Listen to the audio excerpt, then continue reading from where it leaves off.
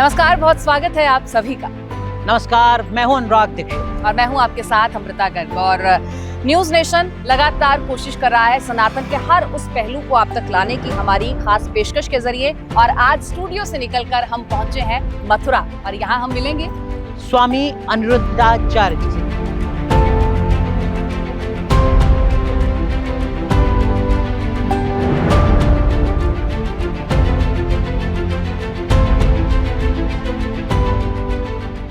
जी, हम वृंदावन में मौजूद हैं और स्वामी अनिरुद्धाचार्य अलग अलग मुद्दों के चलते लगातार चर्चा में रहते हैं। उन तमाम मुद्दों पर बेबाकी से बात करेंगे और सनातन के काम को कैसे आगे बढ़ा रहे हैं, एक सनातनी के तौर पर, एक संत के तौर पर, एक आचार्य के तौर पर, ये भी उनसे जानेंगे। हम कभी पाखंड को प्रमोट ना करें और पाखंड का साथ ना दें।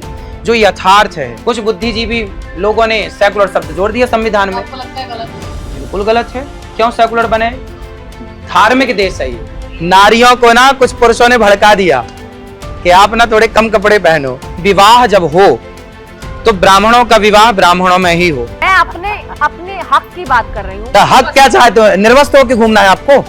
आपका हक ये है कि आपको कोई कपड़े नहीं पहने, मत पहनो, हमें क्या दिक्कत? भाई पाकिस्तान बटा तो मुसलमानों के लिए ना बटा, तो जाओ फिर मुसलमान पाकिस्तान में रहो।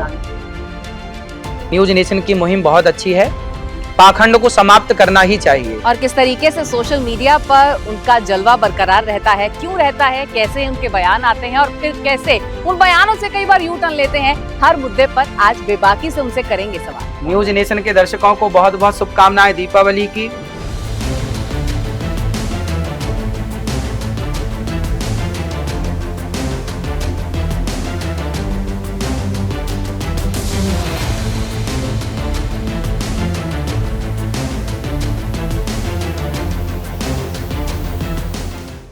अनिरुद्धाचार्य महाराज तो हैं कथावाचक, लेकिन अपने बयानों की वजह से सोशल मीडिया से लेकर टीवी की दुनिया तक छाए रहते हैं। इसलिए दिवाली की उमंग हम अनिरुद्धाचार्य महाराज के संग बांटने पहुंच गए। दिवाली अनिरुद्धाचार्य महाराज का पसंदीदा त्योहार है, इसलिए रोशनी के इस त्योहार पर पटाखे जलाने पर लगी रोक से वो नाराज दिखे। जब 1 जनवरी आता है, 31 दिसंबर की रात्रि को सारी दुनिया जश्न मनाती है, कितने पटाखे और बम बारूद तोड़े फोड़े जाते हैं, तब तो दूषित नहीं होता वातावरण। तब कोई नहीं बोलता जी 31 तारीख को आप क्यों जला रहे हैं पटाखे, क्यों दूषित कर रहे हैं, ओजोन परत कमजोर। सनातनियों के खिलाफ साजिश है। बिल्कुल साजिश तो रची ही जा रही है सनातनियों के खिलाफ। इसलिए कहता हूँ बिंदास त्योहार मनाइए। आचार्य जी पटाखे जलाएंगे टाइम से? हाँ, बिल्कुल जलाएंगे। वृंदावन के गौरी गोपाल आश्रम पहुंची न्यूज नेशन की टीम ने अनिरुद्धाचार्य महाराज से उन तमाम मुद्दों पर बात की जिनको लेकर वो पहले सुर्खियों में रह चुके हैं। इनमें गाय के गोबर से सुंदरता बढ़ाने से लेकर गोबर से निकले अनाज को खाने से संतान प्राप्ति वाला संदेश भी शामिल रहा। जब बिल्ली को कॉफी के दाने खिला के, बिल्ली के पोटी से कॉफी निकाल के उसको पीने में जब साइंस नहीं दहाड़ मार रहा है, तो फिर गाय के गोबर से निकला हुआ जो गेहूं या जौ है उसकी रोटी बनाने में दिक्कत क्या है? डॉक्टर ने तो मना कर दिया कि नहीं हो पाएगा, तो कर लेने में बुराई क्या है? कौन सा पैसा कौन सा है आपके पास? भगवान राम के जो पूर्वज थे राजा दिलीप। आचार्य जी प्रेजेंट की बात करिए ना। अरे तो प्रेजेंट में आप ट्राई कर ले आइए, कोई महिला जिसको डॉक्टर मना कर दिया उसको करवा दीजिए।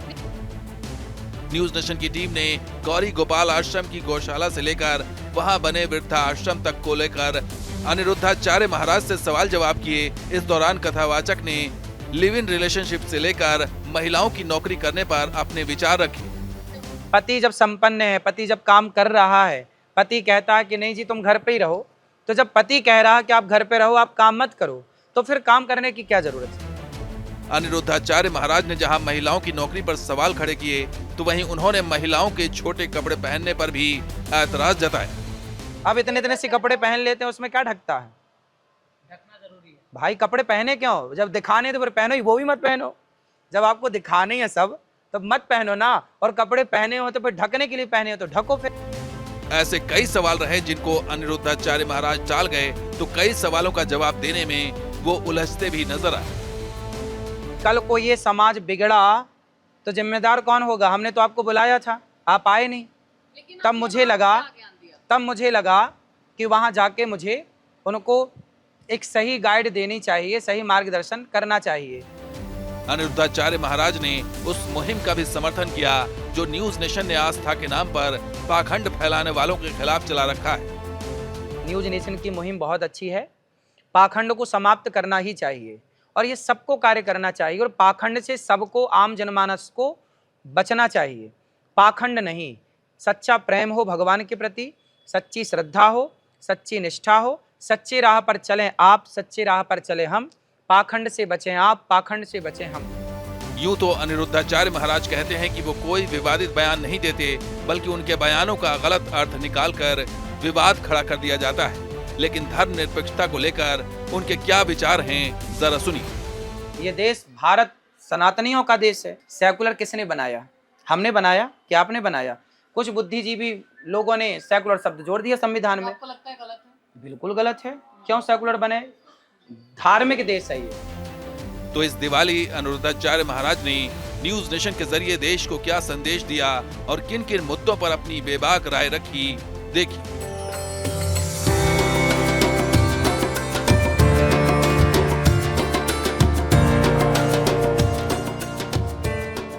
आचार्य जी, पहले तो न्यूज नेशन में बहुत बहुत स्वागत है आपका। धन्यवाद। पूरा देश और हर सनातनी पूरी दुनिया में इस वक्त दीपोत्सव मना रहा है। दीपोत्सव का महत्व क्या है सनातन में, थोड़ा वो मैं आपसे चाहूंगा एक बार। दीपक इसलिए जलाना चाहिए, कार्तिक माह में दीपक जलाने की बड़ी महिमा है। जब आप दीपक जलाते हैं तो भगवान की कृपा से आपके घर का कुल का दीपक सदा जलता रहता है, अर्थात आपका वंश आगे बढ़ता रहता है। दीप प्रज्वलन करने से जितनी भी नकारात्मकता है, नेगेटिविटी है, समाप्त हो जाती है और हमारे जीवन में भी एक भक्ति का, एक प्रेम का, एक अच्छे कार्यों का, सेवा का दीपक जलता रहे। ये मैसेज समाज को देता है दीपक। अंधकार अस्तो माँ सदगमय तमसो माँ ज्योतिर्गमय। हे प्रभु, मुझे अंधकार से प्रकाश की ओर ले चलो। अग्नि ईश्वर का स्वरूप है, तो ईश्वर को इस रूप में पूजा जाता है, अग्नि के रूप में। दीपक जला करके दीपदान होता है और दीपक जला के घर को रोशन किया जाता है। कहते हैं कि जैसे घी जलता है उसी तरह हमारे जीवन के सारे दोष जल जाते हैं, सारे पाप जल जाते हैं और हम अग्नि की तरह पवित्र हो जाते हैं विचारों से, इसलिए दीप जलाया जाता है। अच्छा, दीपावली को जहाँ दीपक का त्योहार दीपावली इसीलिए कहा जाता है क्योंकि दिए जलाए जाते हैं, लेकिन दूसरी तरफ एक मान्यता है कि प्रभु श्री राम का आगमन होता है, अंधकार से उजारे की तरफ हम बढ़ते हैं, इसीलिए दीपावली मनाई जाती है। लेकिन आपका डेफिनेशन दीपावली मनाने का रीजन जो आप बताते हैं अपने वीडियोस में वो कुछ और है, तो मैं वो भी चाहूंगी कि आप दर्शकों को बताएं। भगवान राम के आने पर सबने दीपावली मनाई और दीप जलाए। ये तो एक निबंध हमने पढ़ा है बचपन में और लिखा है। एक तो ये कारण है। दूसरा जो शास्त्रोक्त कारण है वो कारण ये है कि आज के दिन ही माता लक्ष्मी ने भगवान श्रीमन नारायण का वर्ण किया था। भगवान नारायण का लक्ष्मी जी से विवाह हुआ था। उस विवाहोत्सव में लक्ष्मी नारायण की पूजा की जाती है, इसलिए दीपक जलाए जाते हैं। लक्ष्मी गणेश की पूजा इसलिए की जाती है क्योंकि जिसकी बुद्धि गणेश जैसी होगी, बुद्धिमान होगा, लक्ष्मी जी उसके पास रहेंगी। जो बुद्धिमान नहीं होगा, लक्ष्मी जी उसके पास नहीं रहेंगी। कुछ लोग होते हैं आचार्य जी जो कहते हैं कि सरस्वती जी माँ सरस्वती और माँ लक्ष्मी कभी एक साथ नहीं, एक तर्क दिया जाता है। हाँ, ऐसा होता है? माँ सरस्वती और माँ लक्ष्मी, विद्या है वहाँ लक्ष्मी नहीं है, जहाँ लक्ष्मी है वहाँ विद्या नहीं है, ऐसा होता है। इसलिए तो लक्ष्मी जी की पूजा गणेश जी के साथ होती है कि बुद्धि गणेश जी जैसी होनी चाहिए। और जब गणेश जी जैसी बुद्धि होगी तो लक्ष्मी जी साथ रहेंगी गणेश जी के, इसलिए गणेश और लक्ष्मी की पूजा होती है। अच्छा, एक दशहरे और दीपावली में जो दिनों का अंतर है उसके बारे में भी आप तर्क देते हैं कि लंका में रावण के वध के बाद प्रभु श्री राम तुरंत लौटे थे भरत के पास, लेकिन ये जो दिनों का अंतर है फिर ये क्या? हाँ, जो 20 दिन है ना, वो 20 दिन कहाँ रहे? तो राम जी से देखिए, एक ज्वाला प्रसाद, पंडित ज्वाला प्रसाद जी ने बम्बई छापे से एक रामायण निकलती। पंडित ज्वाला प्रसाद जी उसके राइटर हैं। उन्होंने जो बम्बई छापा रामायण में जो दिन गिनाए हैं उनमें राम जी कब आए, राम जी वनवास कब गए, कब राम जी का आगमन हुआ, सारी तिथियां दी हैं। मैं आपको अभी सारी तिथियों की जानकारी आपको अभी देता हूँ। दिवाली के लिए जो दर्शक हैं, जो आपके भक्त हैं, अनुयायी हैं, उनके लिए इस दिवाली कोई मंत्र आपकी तरफ से? मंत्र मतलब ऐसा मंत्र जो जिसे कहते हैं मैकाले की शिक्षा में सक्सेस मंत्र, मंत्र सक्सेस मंत्र। देखिए, सबसे बढ़िया मंत्र तो आप जब लक्ष्मी जी का पूजन करें तो श्री सूक्त का 16 मंत्रों से 16 मंत्रों की सूक्त होती हैं, श्री सूक्त, उससे हवन करें। श्री सूक्त का यदि आप पाठ करते हैं तो निश्चित आपके घर में धन धान्य की वृद्धि होगी। और श्री सूक्त की रचना ही लक्ष्मी माँ के लिए की गई कि वो ये वेद मंत्र है श्री सूक्त, तो ताकि लक्ष्मी माँ को प्रसन्न किया जाए तो सबको श्री सूक्त का पाठ करना चाहिए। श्री सूक्त के 16 मंत्र हैं, बड़े हैं, वो पुस्तक देख के ही आप समझ पाएंगे। और यूं ही चलते फिरते आपको जाप करना है तो आप प्रेम से केवल श्रीमन नारायण चरणौ शरणम प्रपद्ये श्रीमते नारायणाय नमः इस मंत्र से आप आहुतियां दे सकते हैं। इस मंत्र को आप जाप कर सकते हैं। इसमें लक्ष्मी नारायण दोनों प्रसन्न होंगे, सदा के लिए लक्ष्मी जी का आपके घर में वास होगा। और आचार्य अनिरुद्धाचार्य जी का ये दिया, ये किसके नाम इस दीपावली? हमारी सभी वृद्ध माओं के लिए, सभी देशवासियों के लिए, सबका सर्वे भवन्तु सुखिनः सर्वे सन्तु निरामय। आप सब सुखी रहें, आप सब प्रसन्न रहें। आप सबके लिए ये दीपक है कि आप सब प्रसन्न रहें। भगवान से प्रार्थना है कि आप सदा सुखी रहें, क्योंकि हमारे शास्त्र कहते हैं ना, सर्वे भवन्तु सुखिनः सर्वे सन्तु निरामय, सब सुखी रहें, सब प्रसन्न रहें। इसलिए हम लोग कहते हैं विश्व का कल्याण हो, सबका कल्याण हो। तो ये विश्व के नाम का दीपक, ये विश्व में शांति रहे, प्रसन्न चित्त से रहें, आप भी खुश रहें, हम भी खुश रहें। दिवाली से एक दिन पहले जो अयोध्या में बनती है पिछले कुछ सालों से दीपोत्सव, जो अलग तरीके का होता है, आपको लगता है कि वो जो अयोध्या वाली दिवाली है उसका हर सनातनी सैकड़ों साल से इंतजार कर रहा था, जो अब मननी शुरू हुई? हाँ हाँ, अच्छा है, राम जी आए हैं तो दीपावली तो आनी ही है। और अच्छा है, राम जी के धाम में अयोध्या में इस तरह की दीपावली पहले भी मनाई गई, लाखों दीपक जला करके, और इस बार भी मनाई गई। ये अच्छा है कि लोग जाग रहे हैं, सनातन की ओर बढ़ रहे हैं और दीपक जला के अपने अज्ञान के अंधकार को मिटा रहे हैं। कुछ पर्यावरणविद हैं जो कहते हैं कि दीपावली आप बनाइए, खुशियां बांटिए, मिठाई मिलावटी है उससे बचिए, पटाखों से प्रदूषण बढ़ता है, गैस चैम्बर बन जाता है पूरा इलाका, पटाखे मत जलाइए। ऐसे जो तर्कविद हैं उनको आप कहते हैं? इसीलिए तो कहते हैं घर में गाय रखो, तो गाय रखने से शुद्ध दूध होगा, शुद्ध दही होगा, शुद्ध मावा होगा। तो आप सुंदर मिठाइयाँ घर पे बनाइए तो बाजार की मिठाइयों से आप बच पाएंगे। ठीक है, बाजार की मिठाइयाँ तो मिलावटी होती ही है, बाजार का घी मिलावटी है, बाजार की मिठाइयाँ मिलावटी है, बात ठीक है। तो हमें घर पे गाय रखनी चाहिए। इसलिए हमारे बड़े बुजुर्ग बड़े साइंटिफिक थे, घर पे गाय रखते थे, ना दूध की कमी, ना दही की कमी, ना घी की कमी, बाजार से कोई मतलब नहीं। और जो कहते हैं पर्यावरण की, देखिए पटाखे मत फोड़िए, ये पर्यावरण को शुद्ध करने वाला है। जब आप दीपक जलाते हैं, जब घी की आहुतियां डालते हैं, जब घी का दिया जलता है तो इससे प्रकृति शुद्ध होती है। घी जलने से प्रकृति शुद्ध होती है। लेकिन पटाखे, हाँ, पटाखे तो पहले के जमाने में पटाखा क्या था? पटाखे का मतलब एक सामान्य जो बच्चे पटाखे जलाते हैं ना, जिसमें हमारी खुशियां बढ़ती हैं। हम लोग भी बंदूक चलाते थे बचपन में, छोटे छोटे पटाखे जलाते थे। यहाँ तक तो ये सब सही है। आजकल देखिए, जब 1 जनवरी आता है, 31 दिसंबर की रात्रि को सारी दुनिया जश्न मनाती है, कितने पटाखे और बम बारूद तोड़े फोड़े जाते हैं। तब तो दूषित नहीं होता वातावरण, तब कोई नहीं बोलता जी 31 तारीख को आप क्यों जला रहे हैं पटाखे, क्यों दूषित कर रहे हैं, ओजोन परत कमजोर। सनातनियों के खिलाफ साजिश है? बिल्कुल साजिश तो रची ही जा रही है सनातनियों के खिलाफ। इसलिए कहता हूँ बिंदास त्योहार मनाइए। न्यूज नेशन के दर्शकों को बहुत बहुत शुभकामनाएं दीपावली की। आप भी दीपावली मनाइए, लक्ष्मी गणेश जी का पूजन करिए, प्रेम से माँ भगवती की उपासना करिए, ताकि आपके जीवन में भी लक्ष्मी माँ की कृपा बनी रहे, बरसती रहे, आप सदा सुखी और स्वस्थ रहें। राधे राधे।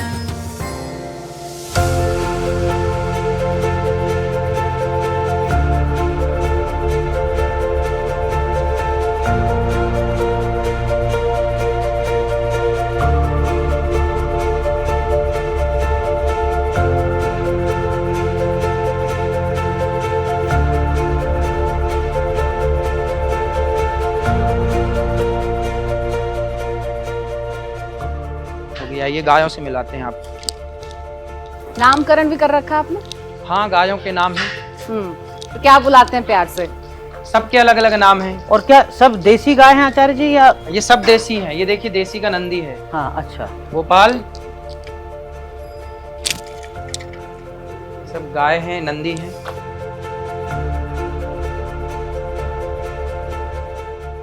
श्यामा, श्यामा आ जाओ। देखो, श्यामा को बुलाए, वो आने लग गई।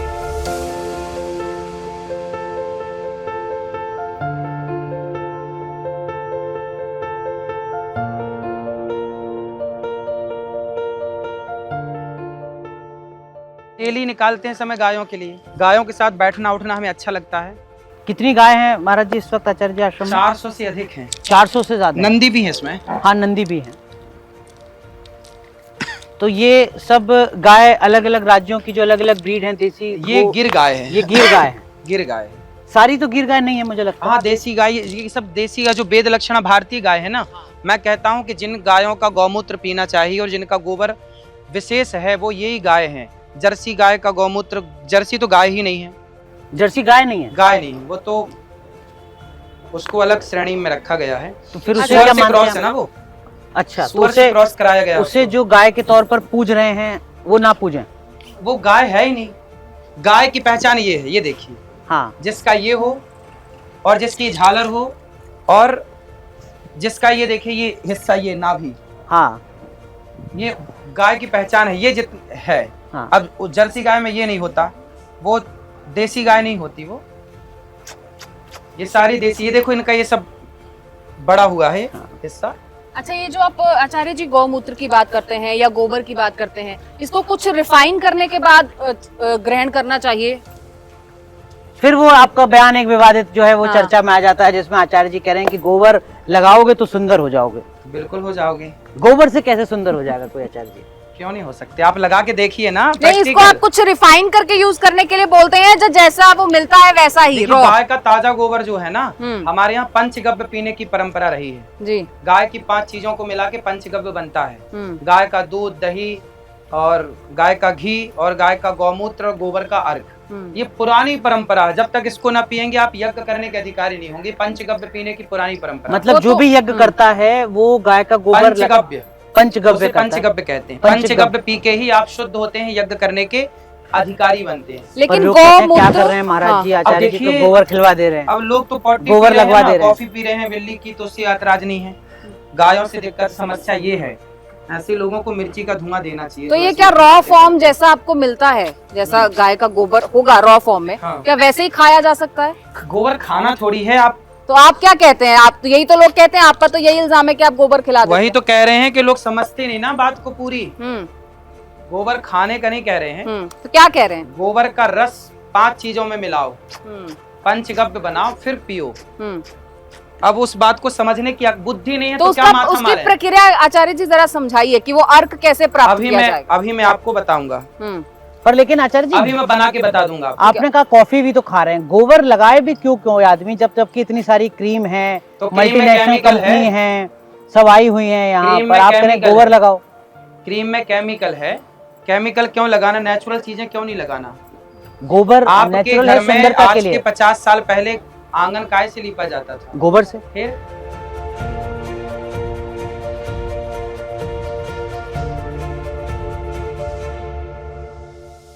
गोबर गाल पे क्यों लगाना? गाल पे कैसे लगा सकते हैं? सब लगा सकते हैं। मैं आपको लगा के बताऊं कैसे लगा सकते आप हैं? लगा के दिखा दीजिए। आप लगाइए, लगाइए। नहीं, मैं तो अपने लगा लूंगा, लेकिन मुझे तो मैं लगाना नहाने नहीं के है। टाइम पे आप आते तो मैं नहा के बताऊंगा। आप रोज लगाते हैं गोबर? जब जब विशेष कोई पर्व हो ना तो नहा लेना चाहिए पूरा।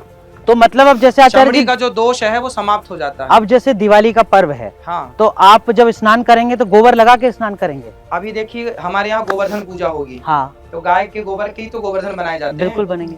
और फिर उससे स्नान भी कर सकते हैं उस गोबर से। अच्छा। मैं इस गोबर को बॉडी में लगाता हूँ। आप नहाने के टाइम पे आएंगे सुबह टाइम, तो मैं आपको स्नान करके बताऊंगा इससे। तो आपकी तो स्किन अनुराग कुछ मेरी बात स्किन हो से गई अलग है? अमृता जरा स्किन बताओ। की। बिल्कुल अलग मैं है, गोबर देखिए। नहीं लगाता हूँ, आचार्य जी गोबर लगाते हैं। जरा बताओ किसकी स्किन इनकी अच्छी है? ज्यादा अच्छी लग रही है।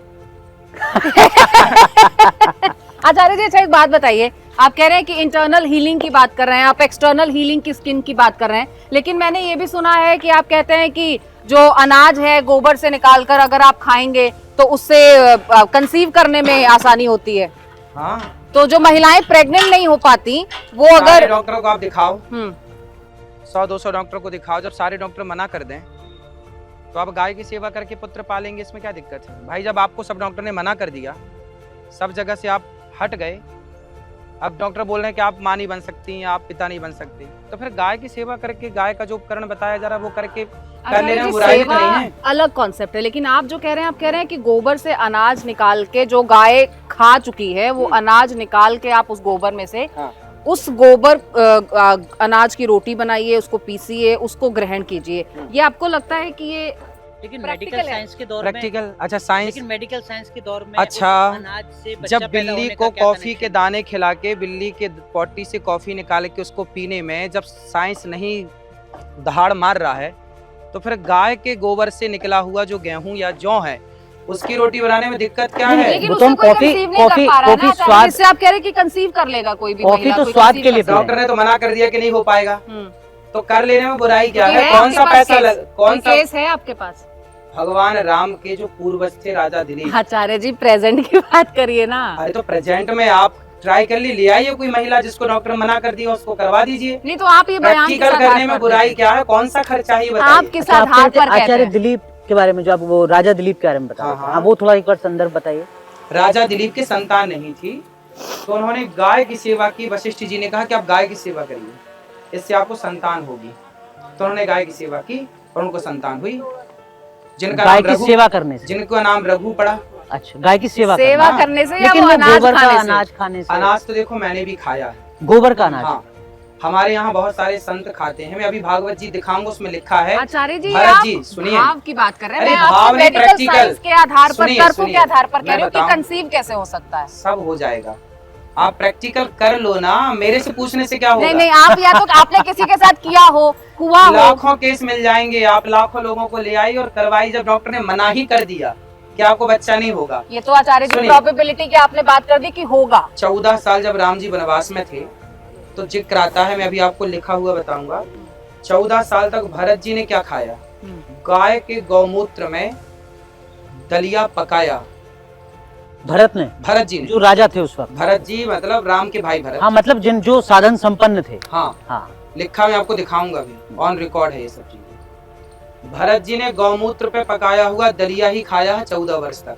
अब विचार करिए कि जब भरत जी ने खाया है गौमूत्र में पकाया हुआ दलिया, तो भरत जी ने खाया है, तो ये प्रामाणिक है, चीजें खाई जा सकती हैं। लेकिन आचार्य जी, मेरा जो इसमें निवेदन है वो ये है अब कि तो इसमें कोई किंतु परंतु नहीं जैसे होना चाहिए। आपके पास एक महिला पहुंची, आपने कहा कि योग करो, डॉक्टर के पास जाओ, ठीक हो जाओगे। आप अंधविश्वास को नहीं बढ़ाते हैं, ये आपको भी लगता है। लेकिन जब आप ये कहते हैं कि गोबर का अनाज खा लो, प्रेग्नेंट हो जाओगे, गोबर मुंह पे लगा लो, गोरे हो जाओगे, आप अंधविश्वास को तो गोरे नहीं हो जाओगे। अंधविश्वास को तो गोरे- नहीं बढ़ा आप रहे। लोग आप लोग पत्रकार है ना, राई का पहाड़ बनाने की आदत है। ठीक है। आपने आचार्य जी अभी नहीं कहा कि एक्सटर्नल हीलिंग के लिए, स्किन के चमड़ों के लिए, आपके चर्म लिए रोग, हाँ। जो चमड़ी का रोग है उसका कहा गया, गोरे होने का मैंने नहीं बोला। ठीक है, हाँ, ठीक है, चर्म मान रोग का लेते हैं। कहा स्किन ना। डिजीज। चर्म रोग और गोरे होने में अंतर अंतर है। है, बिल्कुल अंतर है। जो आचार्य जी अंधविश्वास और पाखंड को बढ़ावा नहीं देते हैं, वो जब कहते हैं कि गोबर के अनाज से गर्भवती हो जाओगे, ये पाखंड आडंबर का हिस्सा तो नहीं है, ये कहीं अंधविश्वास तो नहीं है। 100 लोगों को दिखाओ, जब डॉक्टर मना कर दिया है कि आपकी संतान नहीं हो सकती, उसके बाद एक प्रैक्टिकल कर लेने में, ट्राई कर लेने में बुराई क्या है? लेकिन बात आचार्य ये, जी इसका लेकिन- कोई टेस्टिमनी है? देखो हर चीज का टेस्टिमनी नहीं होता।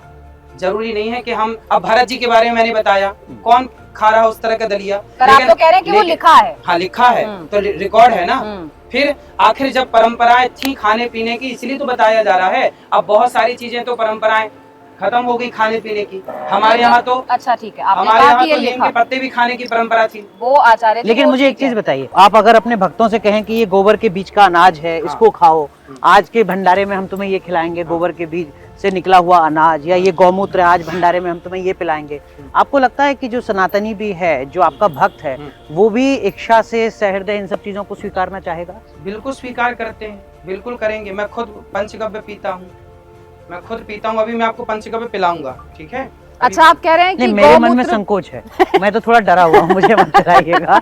लेकिन आप पीते हैं, यही हमारे लिए बड़ी बात है। मैं ये जानना चाह रहा हूँ कि क्या उतनी सहजता है समाज में, सनातनियों बिल्कुल में? सहजता है भैया, बिल्कुल सहजता है। आप सनातन को जान ही नहीं पाए अभी तक। सोशल मीडिया पे लोग कहते हैं कि साहब ये कौन से भक्तों की फौज जो है संत समाज हमारा जो है वो तैयार कर रहा है, जहाँ पर सब अंधभक्त हैं। बताइए, गोबर खा रहे हैं, गोबर अरे लगा रहे गोबर हैं, आप लोग नहीं गौमूत्र सब पी देखो, रहे हैं। ऐसा है। सोशल मीडिया पर सुनिए, आपकी आलोचना होती है इन कोई बातों को दिक्कत लेकर। नहीं। आलोचना तो देखिए सीता माँ की भी हुई, आलोचना किसकी नहीं हुई? आप बढ़ जाइए, तरक्की कर जाइए तो आपकी आलोचना हो जाएगी, इसमें क्या है? आपके भी आलोचक बहुत होंगे।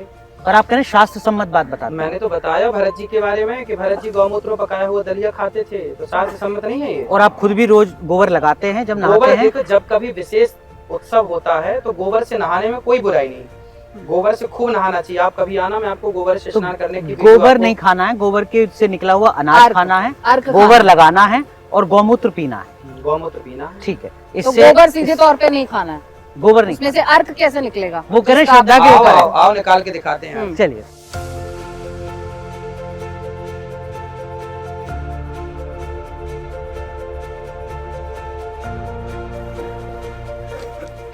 देखिए ये है गोबर। इधर।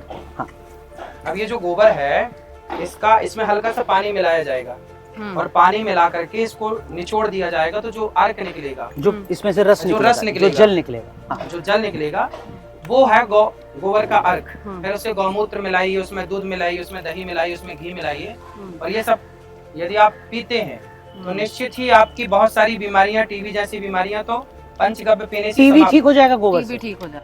डॉक्टर बोलते हैं कि गौशाला में जाके सोइए, इसमें ऐसे बैक्टीरिया होते हैं, गुड बैक्टीरिया, जो कि आपके टीबी जैसी बीमारियों को ठीक कर देते हैं। अब आप फिर कोई अंधविश्वास को तो नहीं बढ़ा रहे हैं? आप जो गूगल करिए ना, गूगल टीबी के करिए। जो मरीज है गूगल नहीं को तो छोड़ क्या देते हैं। डॉक्टर के पास ना टीबी के जाकर जो टीबी मरीज का हैं- मरीज सिर्फ गौमूत्र पर निर्भर कर सकता है? यदि गौमूत्र आप पीते हैं हम्म। और पंचगव्य पीते हैं, मैं बात पंचगव्य की कर रहा हूँ, हम्म। यदि आप पंचगव्य पीते हैं, गौमूत्र पीते हैं, तो आपको टीबी जैसी बीमारियां हो ही नहीं तो सकती। डॉक्टर के पास नहीं जाना चाहिए? आपको होगा ही नहीं तो जाने की जरूरत ही नहीं नहीं, है। यदि अगर आप हो पीते गया- हैं नियमित, अगर हो गया, होगा ही नहीं।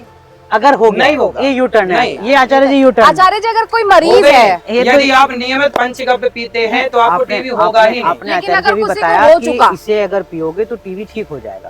मैं ये बिल्कुल। जानना चाह रहा हूँ, ये कहीं अंधविश्वास को तो नहीं बढ़ा रहे ये हैं? आप जाने अंधविश्वास अनजाने। नहीं है, ये प्राचीन परंपरा में यही उपचार थे। आज के 200 साल पहले कौन सा हॉस्पिटल में आदमी नहीं जाके होता इलाज करता था? हाँ। ये पहले आयुर्वेदिक ऐसे इलाज होते थे। गाय अपने आप में एक डॉक्टर है, गाय का दूध अपने आप में अमृत है। आओ मेरी माँ, हैप्पी दिवाली। राधे राधे राधे जो कैसी हैं आप? बहुत अच्छे हैं। स्वास्थ्य ठीक है आपका? ठीक है। कोई कष्ट?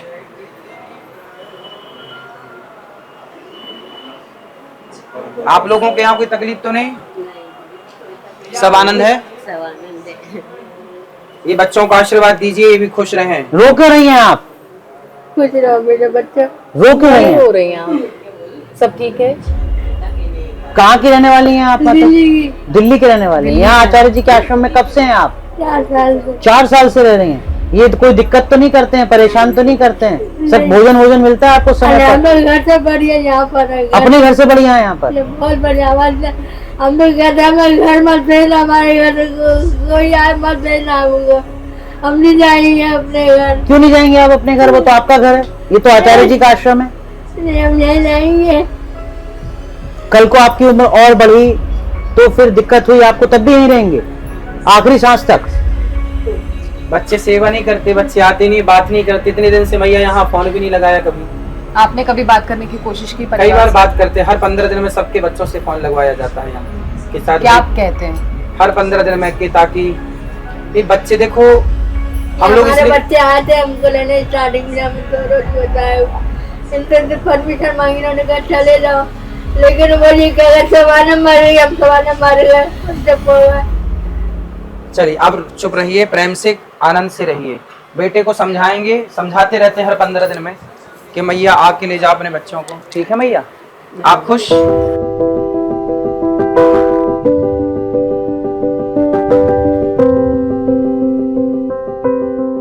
मैया सब आनंद, खुश हैं? सब ठीक है?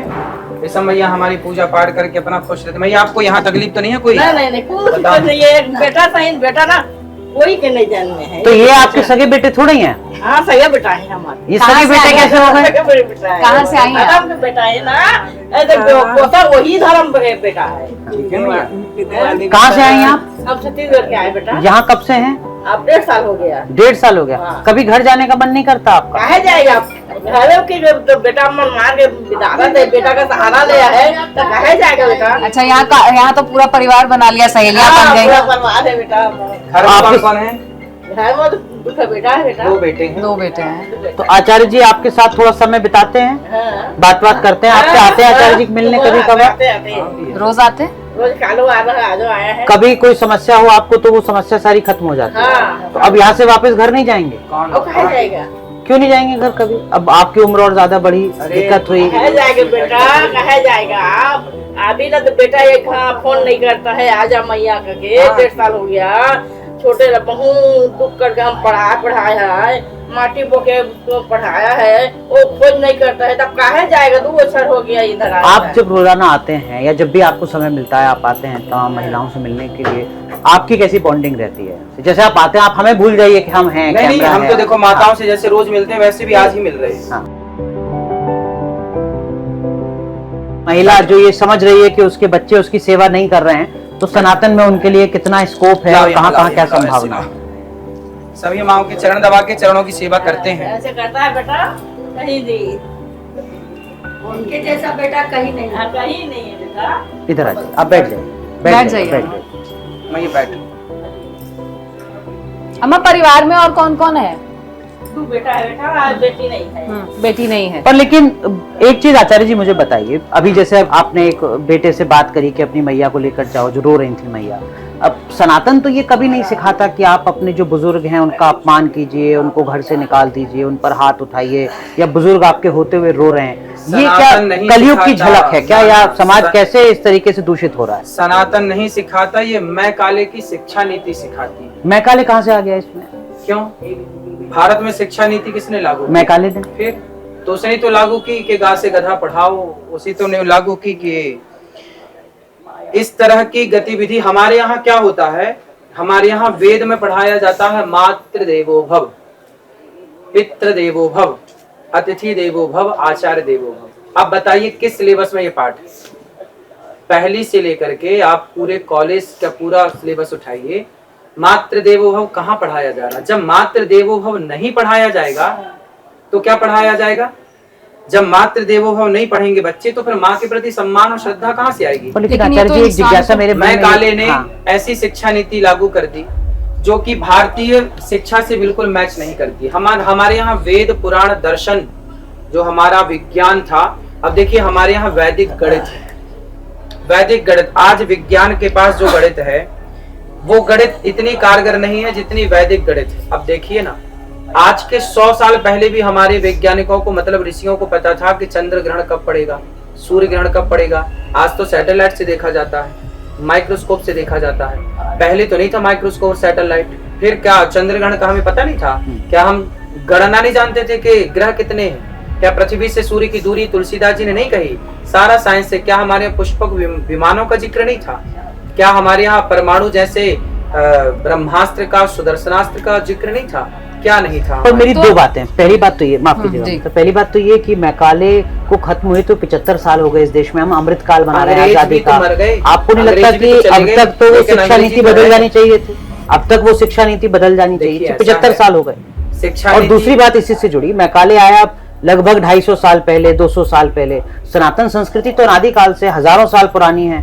ऐसा कैसे हो गया कि एक व्यक्ति की शिक्षा नीति की वजह से अगले 200-250 साल जो पूरी सनातन की पीढ़ी है वो बर्बाद हो गई? अंग्रेजों ने क्या कहा था कि हम देश को गुलामी से आजादी मिल जाएगी, लेकिन जो मानसिक गुलामी है वो आपको 150-200 साल तक करनी ही पड़ेगी, क्योंकि इस तरह की शिक्षा हमारे यहाँ थोप दी गई जो शिक्षा हमारे काम की नहीं। अब बताइए, पहले पढ़ाया जाता था गा गणेश का, अब पढ़ाया जाता है गा गधे का। इस गधे को पढ़ के आप क्या गणेश जैसे पुत्र बन पाओगे? हमारे यहाँ पढ़ाना किसको चाहिए? राम के चरित्र को पढ़ाओ तो बच्चे चरित्रवान बनेंगे। आज मैकाले की शिक्षा पाके तो बच्चे लिवन में रहना सीख रहे हैं। लेकिन आचार्य जी यहाँ एक बात मुझे ये अब लिवन में रहते हैं अगर किसकी शिक्षा से? मैकाले की। यदि हमारी शिक्षा भारतीय शिक्षा परंपरा से रहते तो राम जैसा चरित्रवान न बनते। हमारे यहाँ राम कैसे बने चरित्रवान? लेकिन राम के साथ रावण भी तो आ रहे हैं ना, हमारे पुराण उसके बारे में। मेरी बात सुनिए, अगर आप कह रहे हैं कि ग से गणेश और ग से गधे का अंतर पता नहीं होगा तो कैसे पता चलेगा कि गणेश सर्वोत्तम है? कैसे पता चलेगा कि राम सर्वोपरि है अगर रावण के बारे में जानकारी नहीं होगी? अच्छे और बुरे का फर्क जानने के लिए अच्छा और बुरा दोनों के बारे में पता होना चाहिए। विवेक का काम कहाँ रह गया अगर आप कह रहे हैं कि उसके बारे में जागृति नहीं होनी चाहिए? पता तो होना चाहिए, लेकिन बनना तो राम ही है। बच्चे तो रावण बन रहे हैं। रावण के बारे में भी पता हो, राम के बारे में भी, पर बनना राम है। पक्ष में राम के रहना, ना कि रावण के। तो वो तो विवेक बताएगा ना आचार्य जी आपका। तो विवेक कहाँ से आएगा? मैकाले की शिक्षा से विवेक कहाँ आता? बिनु सत्संग विवेक ना हुई। जब तक भारतीय दर्शन, भारतीय शिक्षा नहीं आप फॉलो करते, तब तक विवेक जागेगा नहीं। आज जो लड़के लिव इन में रह रहे हैं, आज जिन बच्चों ने अपने माँ बाप को घर से निकाल दिया, क्या विवेक था? इनके बच्चों ने ये पढ़ा होता कि मातृ देवो भव, तो ये कभी ना निकालते अपनी माँ को। पर लेकिन लिव इन में रहना, आपके जो आलोचक हैं वो कहेंगे कि साहब आप तो इस तरीके के जो अनकॉन्स्टिट्यूशनल चीजें हैं वो सब बातें कहते हैं। उनका हक, उनका जीवन, उनकी आजादी, वो अपने हिसाब से जी रहे हैं। आचार्य जी कौन होते हैं जो लिव इन पर सवाल सही आप ठीक कह रहे हैं कि हम कौन होते हैं, बात ठीक कह रहे हैं। लेकिन देखिए, आजाद तो था रावण, क्या राम आजाद थे? राम आजाद नहीं थे, राम मर्यादा के बंधन में थे। रावण आजाद था। जो आजाद होगा वो रावण बनेगा। शूर्पणखा आजाद थी।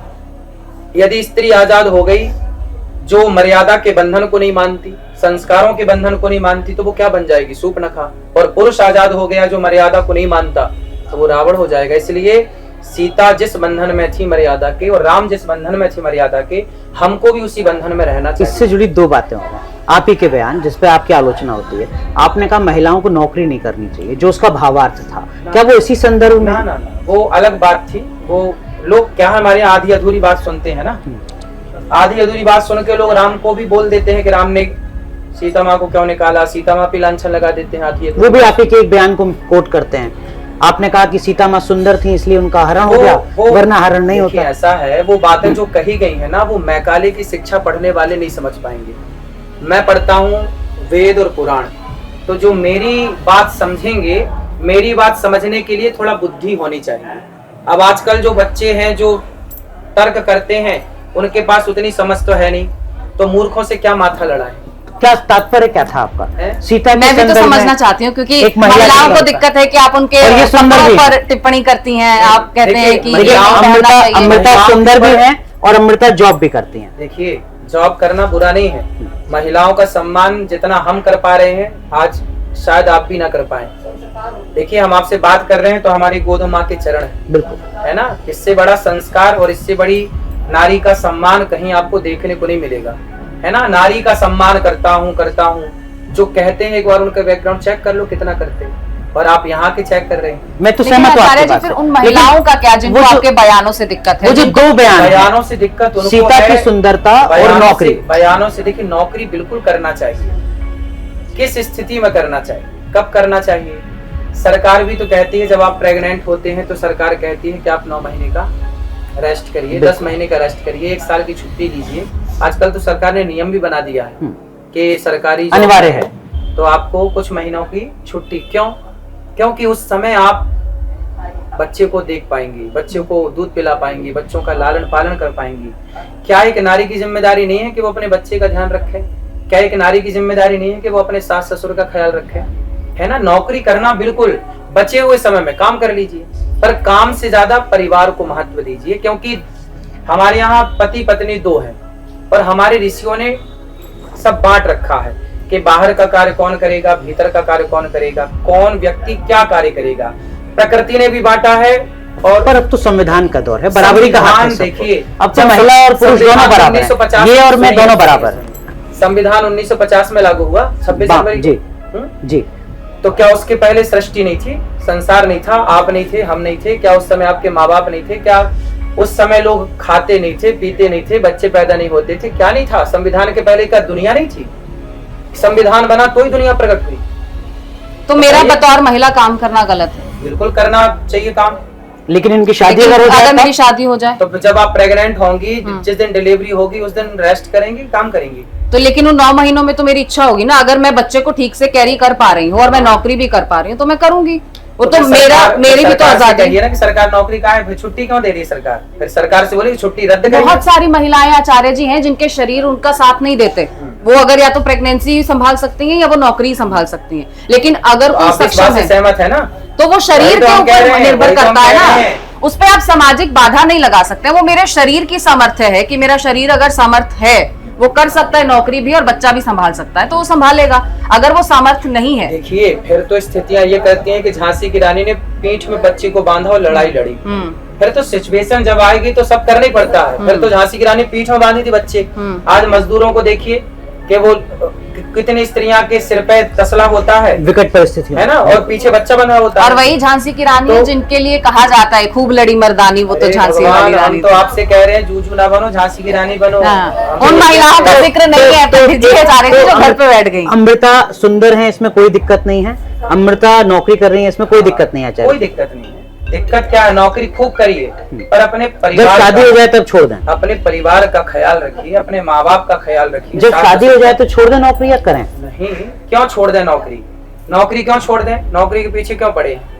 नौकरी खूब करिए, खूब पैसा कमाइए, दीन दुखियों की सेवा। पर प्राथमिकता में परिवार हो आपके हिसाब से? भाई आप बताइए, आपकी पत्नी आपको समय ना दे और काम ही करे तो आप खुश रहेंगे?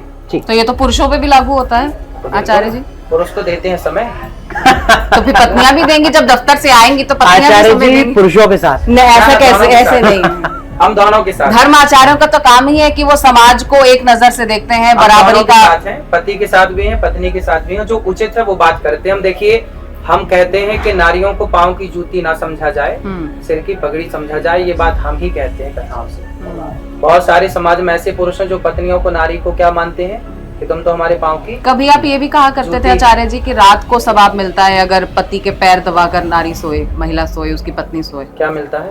रात को अगर पुण्य मिलता है। ऐसा है कहीं, मतलब शास्त्रों में कुछ ऐसा लक्ष्मी जी है? तो रोज दबाती है पाँव नारायण के। तो कृष्ण जी को भी हमने राधा जी के पाँव दबाते हुए बहुत सारे तो देखे। आप अपने पति से कहिए कि आपके खूब पाँव दबाए, हमें कोई ऐतराज नहीं। तो फिर आप ये कहिए ना कि पति भी दबाए पत्नी भी दबाए, बराबरी का अधिकार दोनों को है। सिर्फ पत्नी रात को पैर दबाए आप उसको अपने पुण्य पति से प्राप्त कहिए कि आप हमारे पाँव दबाया करो। आप क्यों नहीं कहते हैं? ये बात आप क्यों कह आप रहे हैं? कहिए ना। आपको क्या लग रहा है कि पति नहीं दबाएंगे पैर, इसीलिए आप इस बात को दबाते कह हैं? रहे हैं? पत्नियां है ना, मैया बताएंगी। लेकिन पति अगर नहीं आप दबाते। अपनी कथा में मैया महिलाओं बताओ, ये आप बताओ। आचार्य जी मेरी बात सुनिए। मैया, पत्नी को पाँव दबाना चाहिए कि पति को पाँव दबाना चाहिए? पत्नी की जब बात आता है बेटी, बेटी के नहीं सकेगा पत्नी है तो पति हालू दबा ले। हाँ, दोनों को दबाना चाहिए। मैं वही आचार्य जी, पति हम मर जाओ पास में नहीं है। हाँ, पर आप तो मेरा पक्ष ले रहे थे अभी, आप तो नहीं, कह रहे थे नहीं, पति तो समय देता है पत्नी ये को। तो ये ऐसे नहीं होगा ना, वोट बढ़ गए ना, महिलाएं ज्यादा है यहाँ। संस्कारहीन होते हैं। हाँ, ठीक है, एक मिनट माता जी, आचार्य जी मेरी दरख्वास्त है आपसे, जब आप ये कहते हैं कि पत्नियां अपने पतियों के पैर दबाएं, तो आप ये भी कहें उन पुरुषों से जो आपके अनुयायी हैं कि वो भी अपनी पत्नियों के पैर दबाएं, जब जरूरत हो तो वो भी दबाएं। कुछ आप भी कह दो, सब हम ही कहें। नहीं, आपकी भी जिम्मेदारी है ना, उस गद्दी पे तो आप बैठे हैं।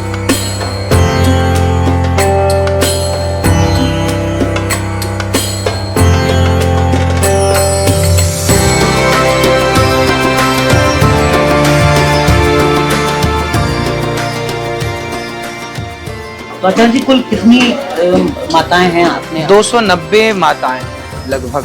आचार्य जी क्यों आपको लगता है कि सिर्फ मैकाले दोषी है? ये तो समाज का पतन है ना। भगवान आज से 200 साल पुरानी एक गलती के सहारे हम जी रहे हैं, आजादी के 75 साल बाद भी। जब तक आपको लगता है न्यायोचित है? जब तक गुरुकुल थे इस देश में, तब तक एक भी वृद्धाश्रम नहीं था। बेटी अभी एक महीना जब तक गुरुकुल थे तब तक एक भी वृद्धाश्रम नहीं था। गुरुकुल नष्ट क्यों किए मुगलों ने? नालंदा में आग क्यों लगाई? क्यों गुरुकुल, क्यों आग लगाई? क्यों सारे पुस्तकालय, सारे गुरुकुलों को उजाड़ा? क्योंकि उन्हें डर था कि भारत विकसित भारत था उस टाइम जब दुनिया में, जब पहला स्कूल बना इंग्लैंड में 1811 में। 1811 में जब पहला स्कूल बना इंग्लैंड में, उस समय भारत में 7 लाख गुरुकुल एक्टिव थे। अच्छा, मुझे पता नहीं है कि 1811 में बना इंग्लैंड में स्कूल। आप देख लीजिए, अच्छा, गूगल बाबा से पूछ लीजिए। लेकिन गूगल बाबा तो आपकी भी बड़ी प्रशंसा करते हैं आचार्य जी। ये कुछ ज्यादा लेट नहीं है 1811, हो सकता है उससे पहले हो। उसके पहले उनके पास कोई शिक्षा की कोई प्लानिंग नहीं थी। जिस समय दुनिया पढ़ना, अब देखिए ना, चलो ये छोड़ो, आप ये बताओ, आज 2000 चल रहा है, 2024 चल रहा है। मोहनजोदड़ो हड़प्पा संस्कृति के पहले का कोई अवशेष साइंस के पास है? नहीं है। लेकिन हमारे आचार्य हुए हैं आद्य शंकराचार्य जी आज से 2500 साल पहले, और 2500 साल पहले आद्य शंकराचार्य जी ने शास्त्रार्थ किया था मंडन मिश्र की पत्नी माँ भारती से। उस जमाने में स्त्रियां कितनी पढ़ी थी। जो लोग कहते हैं ना कि स्त्रियों को पढ़ने का अधिकार नहीं था, पढ़ाया नहीं गया, तो मंडन मिश्र की पत्नी भारती से तो शास्त्रार्थ हुआ था, तो पढ़ी नहीं होती तो शास्त्रार्थ कैसे कर लेती? 2500 साल पहले हमारे यहाँ की शिक्षा ऐसी थी, पर काया प्रवेश किया था आद्य शंकराचार्य जी ने, इस कोटि की शिक्षा थी। लेकिन पर जो बीत गया वो शिक्षा नहीं अरे होती। बीत गया कैसे? नहीं, बीत मैं गया? कुछ और चीज आपसे जानना सती चाहता हूं। प्रथा जैसी जो प्रथाएं हैं, सती प्रथा हमारे यहाँ नहीं थी। कहाँ से? यदि सती प्रथा थी तो बताओ फिर दशरथ जी की मृत्यु पर माता कौशल्या सती क्यों नहीं हुई?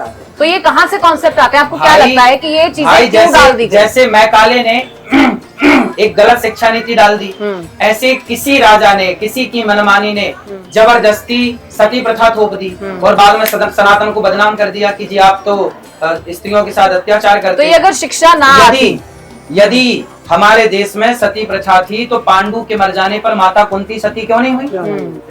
बताइए, सती प्रथा थी तो होना था ना। लेकिन तो मेरा आपको सवाल लगता है आपसे कि ये समय था, समय पर ये तमाम समय समय पर कुछ चीजें- नालायक लोग आए और उन्होंने हमारी बनी बनाई संस्कृति को नष्ट भ्रष्ट किया। जैसे मुगल आए, अंग्रेज आए, इन्होंने सारी परंपराओं को नष्ट करने का पूरा प्रयास किया पर लेकिन- और आप लोगों के मानसिकता में ये घुसा भी दिया। आचार्य जी, जैसा कि आप कह रहे हैं। अंग्रेज गए, फिर तो नेहरू आए और अब मोदी जी आए हुए हैं। तब से अब तक का जो सफर है, आपको नहीं लगता कि उसमें काम होना चाहिए था? इन चीजों पर नहीं हो पाया या शिक्षा हुआ है, कम पूरी- हुआ है? शिक्षा पद्धति तो पूरी बदल देनी चाहिए। क्या करना चाहिए मोदी जी को? भाई शिक्षा नीति में सबसे पहले तो गीता लानी चाहिए, वेदों के कुछ वचन लाने चाहिए जिसमें मातृ देवो भव पितृ देवो भव, ताकि माँ बाप के प्रति बच्चे एक श्रद्धा रखें कि भाई माँ भगवान है। अब कहाँ पढ़ाया जा रहा है कि माँ भगवान है? जब पढ़ाएगा नहीं, मैं पूरा दोष मानता हूँ शिक्षा का।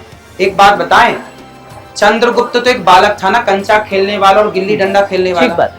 लेकिन चाणक्य के पढ़ाने से सम्राट बन गया। एक शिक्षक है ना जो शिष्य का निर्माण करता है। मैं कुछ भी नहीं था, तो आपको लगता है मोदी जी को ये करना मैं चाहिए? कुछ भी नहीं था और मैं कुछ भी नहीं हूँ। मेरे गुरु ने मुझे पढ़ा लिखा करके इस लायक बनाया। आपके गुरु मोदी जी को करना चाहिए ये काम? उनके शिक्षा बिल्कुल मंत्री को करना चाहिए। मोदी जी के संज्ञान में ये बात हो या ना हो भगवान जाने, आप डाल दीजिए लेकिन निर्देशन के मोदी जी माध्यम को से। ये कार्य करना चाहिए। जो प्राचीन शिक्षा प्रणाली थी, जिस शिक्षा पर भगवान राम पढ़ने गए, गुरु ग्रह पढ़न गयऊं रघुराई, अल्पकाल विद्या सब पाई। राम पढ़ने गए और पढ़ करके आए तो क्या किया? प्रातः काल उठ के रघुनाथा, मात पिता गुरु ना वही माता। ये शिक्षा होनी चाहिए हमारे यहाँ। पर आपने कहा वेद और गीता पढ़ाने चाहिए बच्चों को। ये तो सेकुलर देश है, यहाँ तो बाकी अरे धर्म के लोग सेकुलर भी किसने हैं। जोड़ा? वेद क्या और आज के गीता 100 साल, पढ़ाएंगे 50 तो साल आपके पहले जो से पड़ोसी हैं संविधान में मौलाना साहब, वो सब नाराज जोड़ा नहीं, गया। मौलाना साहब नाराज नहीं हो जाएंगे अरे आपके ये साथ? मौलानाओं का देश थोड़ी है, ये देश मौलानाओं का थोड़ी है। ये देश भारत सनातनियों का देश है, तो मौलानाओं के हिसाब से चलेगा ये देश, तो कि सनातन के हिसाब से चलेगा। सेकुलर देश है ना? सेकुलर किसने बनाया? हमने बनाया कि आपने बनाया? कुछ बुद्धिजीवी लोगों ने सेकुलर शब्द जोड़ दिया संविधान तो में। आपको लगता है गलत है? बिल्कुल गलत है। क्यों सेकुलर बने? धार्मिक देश है ये। तो वो जो 20, 30, 40 करोड़ गैर हिंदुओं की आबादी है, तो वो रहे ना, यहाँ अतिथि बन के रहें, हमारे अतिथि हैं, रहें। भाई आपके घर में हम जाएंगे तो अतिथि बन के जाएंगे, मालिक थोड़ी बन जाएंगे और हम। वो तो कहते हैं कि ये जमीन हमारी भी लेकिन वैसी है जिन्होंने जैसे अपने घर के हिंदुओं तौर की। पर इसे 1947 में चुन लिया था, उनका क्या? 1900 फिर महात्मा गांधी जी ने तो बंटवारा क्यों किया फिर? लेकिन जिन्होंने चुन लिया, आचार्य जी मुझे ये बताइए, भाई चुन जिन्होंने लिया, अपना घर चुन तो लिया, चुन लिया था तो फिर पाकिस्तान से हिंदू खदेड़े क्यों गए? फिर इसका जिम्मेदार कौन है? जो ट्रेनों में लाखों लोग कटे, फिर उसकी हत्या की जिम्मेदारी आप नहीं? देखिए पाकिस्तान की तो हम बात ही नहीं कर क्यों सकते। नहीं भारत करना? की तुलना में पाकिस्तान का कोई वजूद नहीं है। मैं हिंदुस्तान की बात कर रही क्यों हूँ, मैं नहीं? भारत की बात कर रही हूँ। पाकिस्तान भी हिंदुस्तान है। पाकिस्तान वो था। हिंदुस्तान कैसे आचार्य जी? क्यों? अभी भी है पाकिस्तान हिंदुस्तान? भाई ये बताइए कि जब देश बटे तो किस आधार पर? धर्म के आधार पर? नहीं, इसलिए बटा गया कि भाई मुस्लिम यहाँ रहेंगे, हिंदू वहाँ रहेंगे। धर्म के आधार पर। तो क्यों बटा? और जब बटा तो फिर ठीक से बटा। अब आप क्यों कह रहे हैं कि ये देश मुस्लिम का भी है? भाई मुस्लिम का देश तो पाकिस्तान है। लेकिन लेकिन फिर जो आप राष्ट्र कह रहे हैं- सर्वोपरि की एक लेकिन- भावना है। अगर लेकिन आप राष्ट्रीय अमिता, अपने आप को कहलाते हैं, जो आप कह रहे हैं इसका मतलब ये आप ये चाहते हैं कि इस देश में जो गैर हिंदू हैं वो शरणार्थी, मेहमान, टेम्परेरी व्यवस्था में भाई रहे? वो मेहमान ही थे, मेहमान ही है। भाई पाकिस्तान बटा तो मुसलमानों के लिए ना बटा, तो जाओ फिर मुसलमान पाकिस्तान में रहो। तो अब मौजूदा सरकार को क्या करना चाहिए मुसलमानों पाकिस्तान के भेजना साथ? चाहिए सबको। तो फिर सारे हम तस्लीम मुसलमान साहब को। की बात करें, कलाम साहब की बात करें, ये तो धरोहर है हमारे देश की। हाँ तो धरोहर बिल्कुल रहेंगे तो? सदा। तो फिर इनके जैसे रहे ना, इनके जैसे बन के रहे। तो कैसे हैं तो आपके सबको एक हिसाब से? तराजू में कैसे तोल सकते हैं? क्यों? नहीं, आपके हिसाब से कैसे फिर हैं? दंगे क्यों हो रहे हैं? दंगे रुकवाइए। फिर हिंदुओं के गले क्यों काटे जा रहे हैं? तो फिर आप सबको रुकवाइए। ये नहीं कह सकते ना कि सब शरणार्थी हैं। सभी शरणार्थी हैं, क्यों नहीं रहेंगे? आपके घर में हम जाएंगे तो हमारे चलो करवा दो, हमारे अपने घर अगर हमारा किसी नाम- ने भारत को अपना घर चुना है अब हम 47 आपके घर में, आएंगे अच्छा, तो आप हमारे घर मेरे नाम कर देना। बिल्कुल आइए, आपका है ना? स्वागत है। और फिर आप जाना बाहर आइए, नहीं, आप खरीद आपका के स्वागत बाहर। है। आचार्य जी, जो आप बात करें वो बहुत बड़ी बात है। आप करें कि संविधान से सेकुलर शब्द भी हटाना चाहिए, जो आप करें इसका मतलब ये हुआ जैसे जैसे जोड़ा, सेकुलर उनके जोड़ा, नाम बताओ किसने जोड़ा? तो गांधी सरकार में जोड़ा गया। तो आप गांधी जी ने तो बांटा था, तो गांधी जी ने तो बांटा देश को, तो काहे ठीक से नहीं बांटा गांधी जी ने? फिर गांधी जी से बांटना नहीं आया ठीक तो से। सेकुलर शब्द संविधान से हटना चाहिए बिल्कुल हटना चाहिए। और मुसलमानों को शरणार्थी की तरह रहना चाहिए। बिल्कुल शरणार्थी ही है ये, रहना क्या चाहिए? लेकिन जिन्होंने शरणार्थी आजादी के लिए अपनी कुर्बानियां दी, तो बहुत जो सारे दी तो मुसलमान भी- भाई आप तो ये भारत माँ की जय नहीं बोल रहे हैं। जो बोल रहे हैं उनका क्या हाँ तो कसूर? जो बोल रहे हैं वो रहे नहीं, अच्छे वो से। कह रहे हैं कि हमारे धर्म में इसका वो नहीं है, हाँ तो प्रावधान फिर नहीं। जहाँ तुम्हारे धर्म में लीगल अच्छा हो वहाँ जाओ ना, फिर वो यहाँ कह रहे हैं, काहे? हम मूर्ति पूजा नहीं करते हैं। हाँ तो हम- जहाँ नहीं करते वहाँ जाओ, हम तो लोग करते हैं, तो हम लोगों के साथ क्यों रह रहे हैं? फिर वहाँ जाए जहाँ पर नहीं होती, अपने अपने लोग एक साथ रहे। हम लोग जो करते हैं मूर्ति पूजा, हम लोग एक साथ रहेंगे। तो फिर वसुधैव कुटुंबकम का कॉन्सेप्ट क्या तो है? भाई हम तो तैयार हैं गले लगाने को। हम तो कहते हैं कि रघुपति राघव राजा राम आप तो सबको कह रहे हैं समझ- चले जाइए। तो भाई जब मान नहीं रहे हैं आप, तो क्या करें? नहीं, मैं तो मान रही हूँ गुरुजी। फिर तो आपको लगता है कि अगर ऐसे ही हालात बने रहे तो जो एक वर्ग है वो कहता है कि देखो जो स्थिति आज बांग्लादेश की है वैसी स्थिति कभी भारत की भी हो सकती है। हो सकती आपका क्या? ऐसा हो डर गई, सताता है? हो सकती क्या? बहुत सारे भारत के राज्यों में हिंदू अल्पसंख्यक हो गया। आप खुद इस बात को जानते हैं, पत्रकार हैं। तो आप कह रहे हैं ये खतरा हो सकता है आने वाले हो वक्त सकता में? क्या? हो चुका। आप बना लो उनके मोहल्ले में एक घर, रह लो आप 1 महीना, बताओ हमें रह के तो इसमें किसका जाओ। कसूर मानते हैं? उन्हीं का कसूर है जो गला काटने की बात करते हैं। यदि प्रेम से रहें तो हम लोग तो देखिए प्रेम वाले लोग हैं। मोहम्मद गौरी को पृथ्वीराज ने कितनी बार क्षमा किया, लेकिन फिर भी तो उसने एक बार भी नहीं छोड़ा, फोड़ दी आंखें पृथ्वीराज की। फिर हम तो क्षमा वाले लोग हैं, क्षमा करके रखे तो आप तो छाती पे चढ़ रहे हो। पर लेकिन 5 उंगलियां एक सी नहीं होती। हर धर्म में अलग अलग तरीके के भी लोग होते हैं। कुछ लोग होंगे जो आपके साथ दिवाली भी मनाएंगे, अलग धर्म के लोग। कुछ लोग कहेंगे मेरे ऊपर रंग ना गिर जाए वरना बवाल मच जाएगा। आपको लगता है दिक्कत उन लोगों से है जो कह रहे हैं कि मेरे ऊपर रंग ना गिर जाए बवाल मच जाएगा, या मैं पटाखा नहीं फोड़ूंगा? पटाखा तो देखो हम फोड़ेंगे और दीपावली भी मनाएंगे और रंग भी लगाएंगे। जिसको अच्छा, इको फ्रेंडली कौन सा? पटाखे फोड़ेंगे, ग्रीन पटाखे फोड़ेंगे। हम तो छोटे वाले बच्चों के साथ बच्चों वाले पटाखे फोड़ते और हैं। बड़ों के साथ? हैं? बड़ों के साथ हम बड़े हैं ही नहीं, बड़ों के साथ बड़े फोड़ेंगे। हम बड़े बड़े छोटे हैं। पटाखे तो ये यूट्यूब पे अपने बयानों से फोड़ देते कौन हैं से ना। पटाखे वैसे ज्यादा पसंद है आपको? छोटे छोटे बंदूक वाले, टिक टिक टिक। वो प्लास्टिक की बंदूक में जो पटाखे फोड़ते तो पटाखे आ गए हैं क्या आश्रम में गुरुजी, जिनके साथ आप दिवाली मनाएंगे? बच्चे तो खेल रहे हैं पटाखे पटाखे। हैं? बम, अनार, चक्री, इनमें से कुछ? हाँ हाँ, चक्री भी अच्छी चलती है, बढ़िया है। फुलझड़ी? फुलझड़ी भी अच्छी है। हमारी सब- भैया फोड़ती है फुलझड़ी। क्यों भैया? फुलझड़ी तो आप जलाती हो ना। ये माताओं के मन भाते हैं, ये कहते हैं कि करते हैं समाज सुधार के कार्य। आज हमारे साथ है आचार्य अनिरुद्धाचार्य।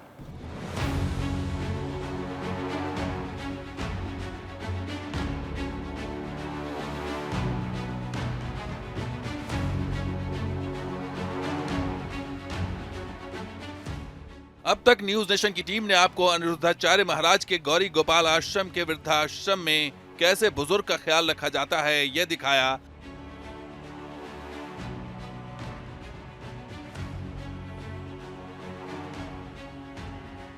कैसे देश के एजुकेशन पॉलिसी पर अनिरुद्धाचार्य महाराज ने सवाल खड़े किए वो सुनाया। जब मातृ देवो भव नहीं पढ़ेंगे बच्चे तो फिर माँ के प्रति सम्मान और श्रद्धा कहाँ से आएगी? गोबर से लेकर गोमूत्र के फायदे को लेकर अनिरुद्धाचार्य ने जो बातें कही वो भी आपको सुनाया। यदि आप पंचगव्य पीते हैं, गौमूत्र पीते हैं, तो आपको टीबी जैसी बीमारियां हो ही नहीं तो डॉक्टर के पास नहीं जाना चाहिए। आपको होगा ही नहीं तो जाने की जरूरत ही नहीं है।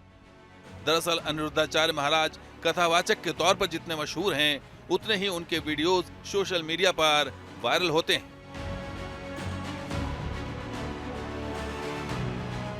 वो ऐसे कथावाचक हैं जिनके वीडियोस का इस्तेमाल कर रील्स और मीम्स खूब बनाए जाते हैं। इसलिए न्यूज नेशन की टीम ने उनसे उनके विवादित बयानों के बारे में तीखे सवाल जवाब किए। सेकुलर शब्द संविधान से हटना चाहिए। बिल्कुल हटना चाहिए। बहुत सारे भारत के राज्यों में हिंदू अल्पसंख्यक हो गया। आप खुद इस बात को जानते हैं। कुछ ऐसे ही बयान देकर बार बार फंस जाते हैं अनिरुद्धाचार्य महाराज।